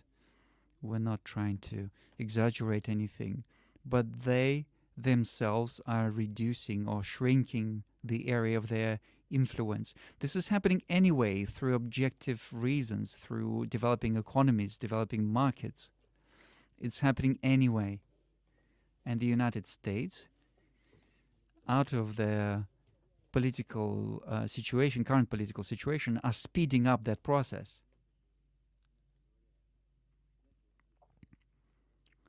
There's an expression that this is even worse than the crime. It's a mistake. So in this case, this is what it is. Are there any projects? Yes, there are projects that will be creating the new basis, the economic and logistical basis. We've got Chairman Xi, who is proposing one of those projects, one way, or one belt, one way, one belt.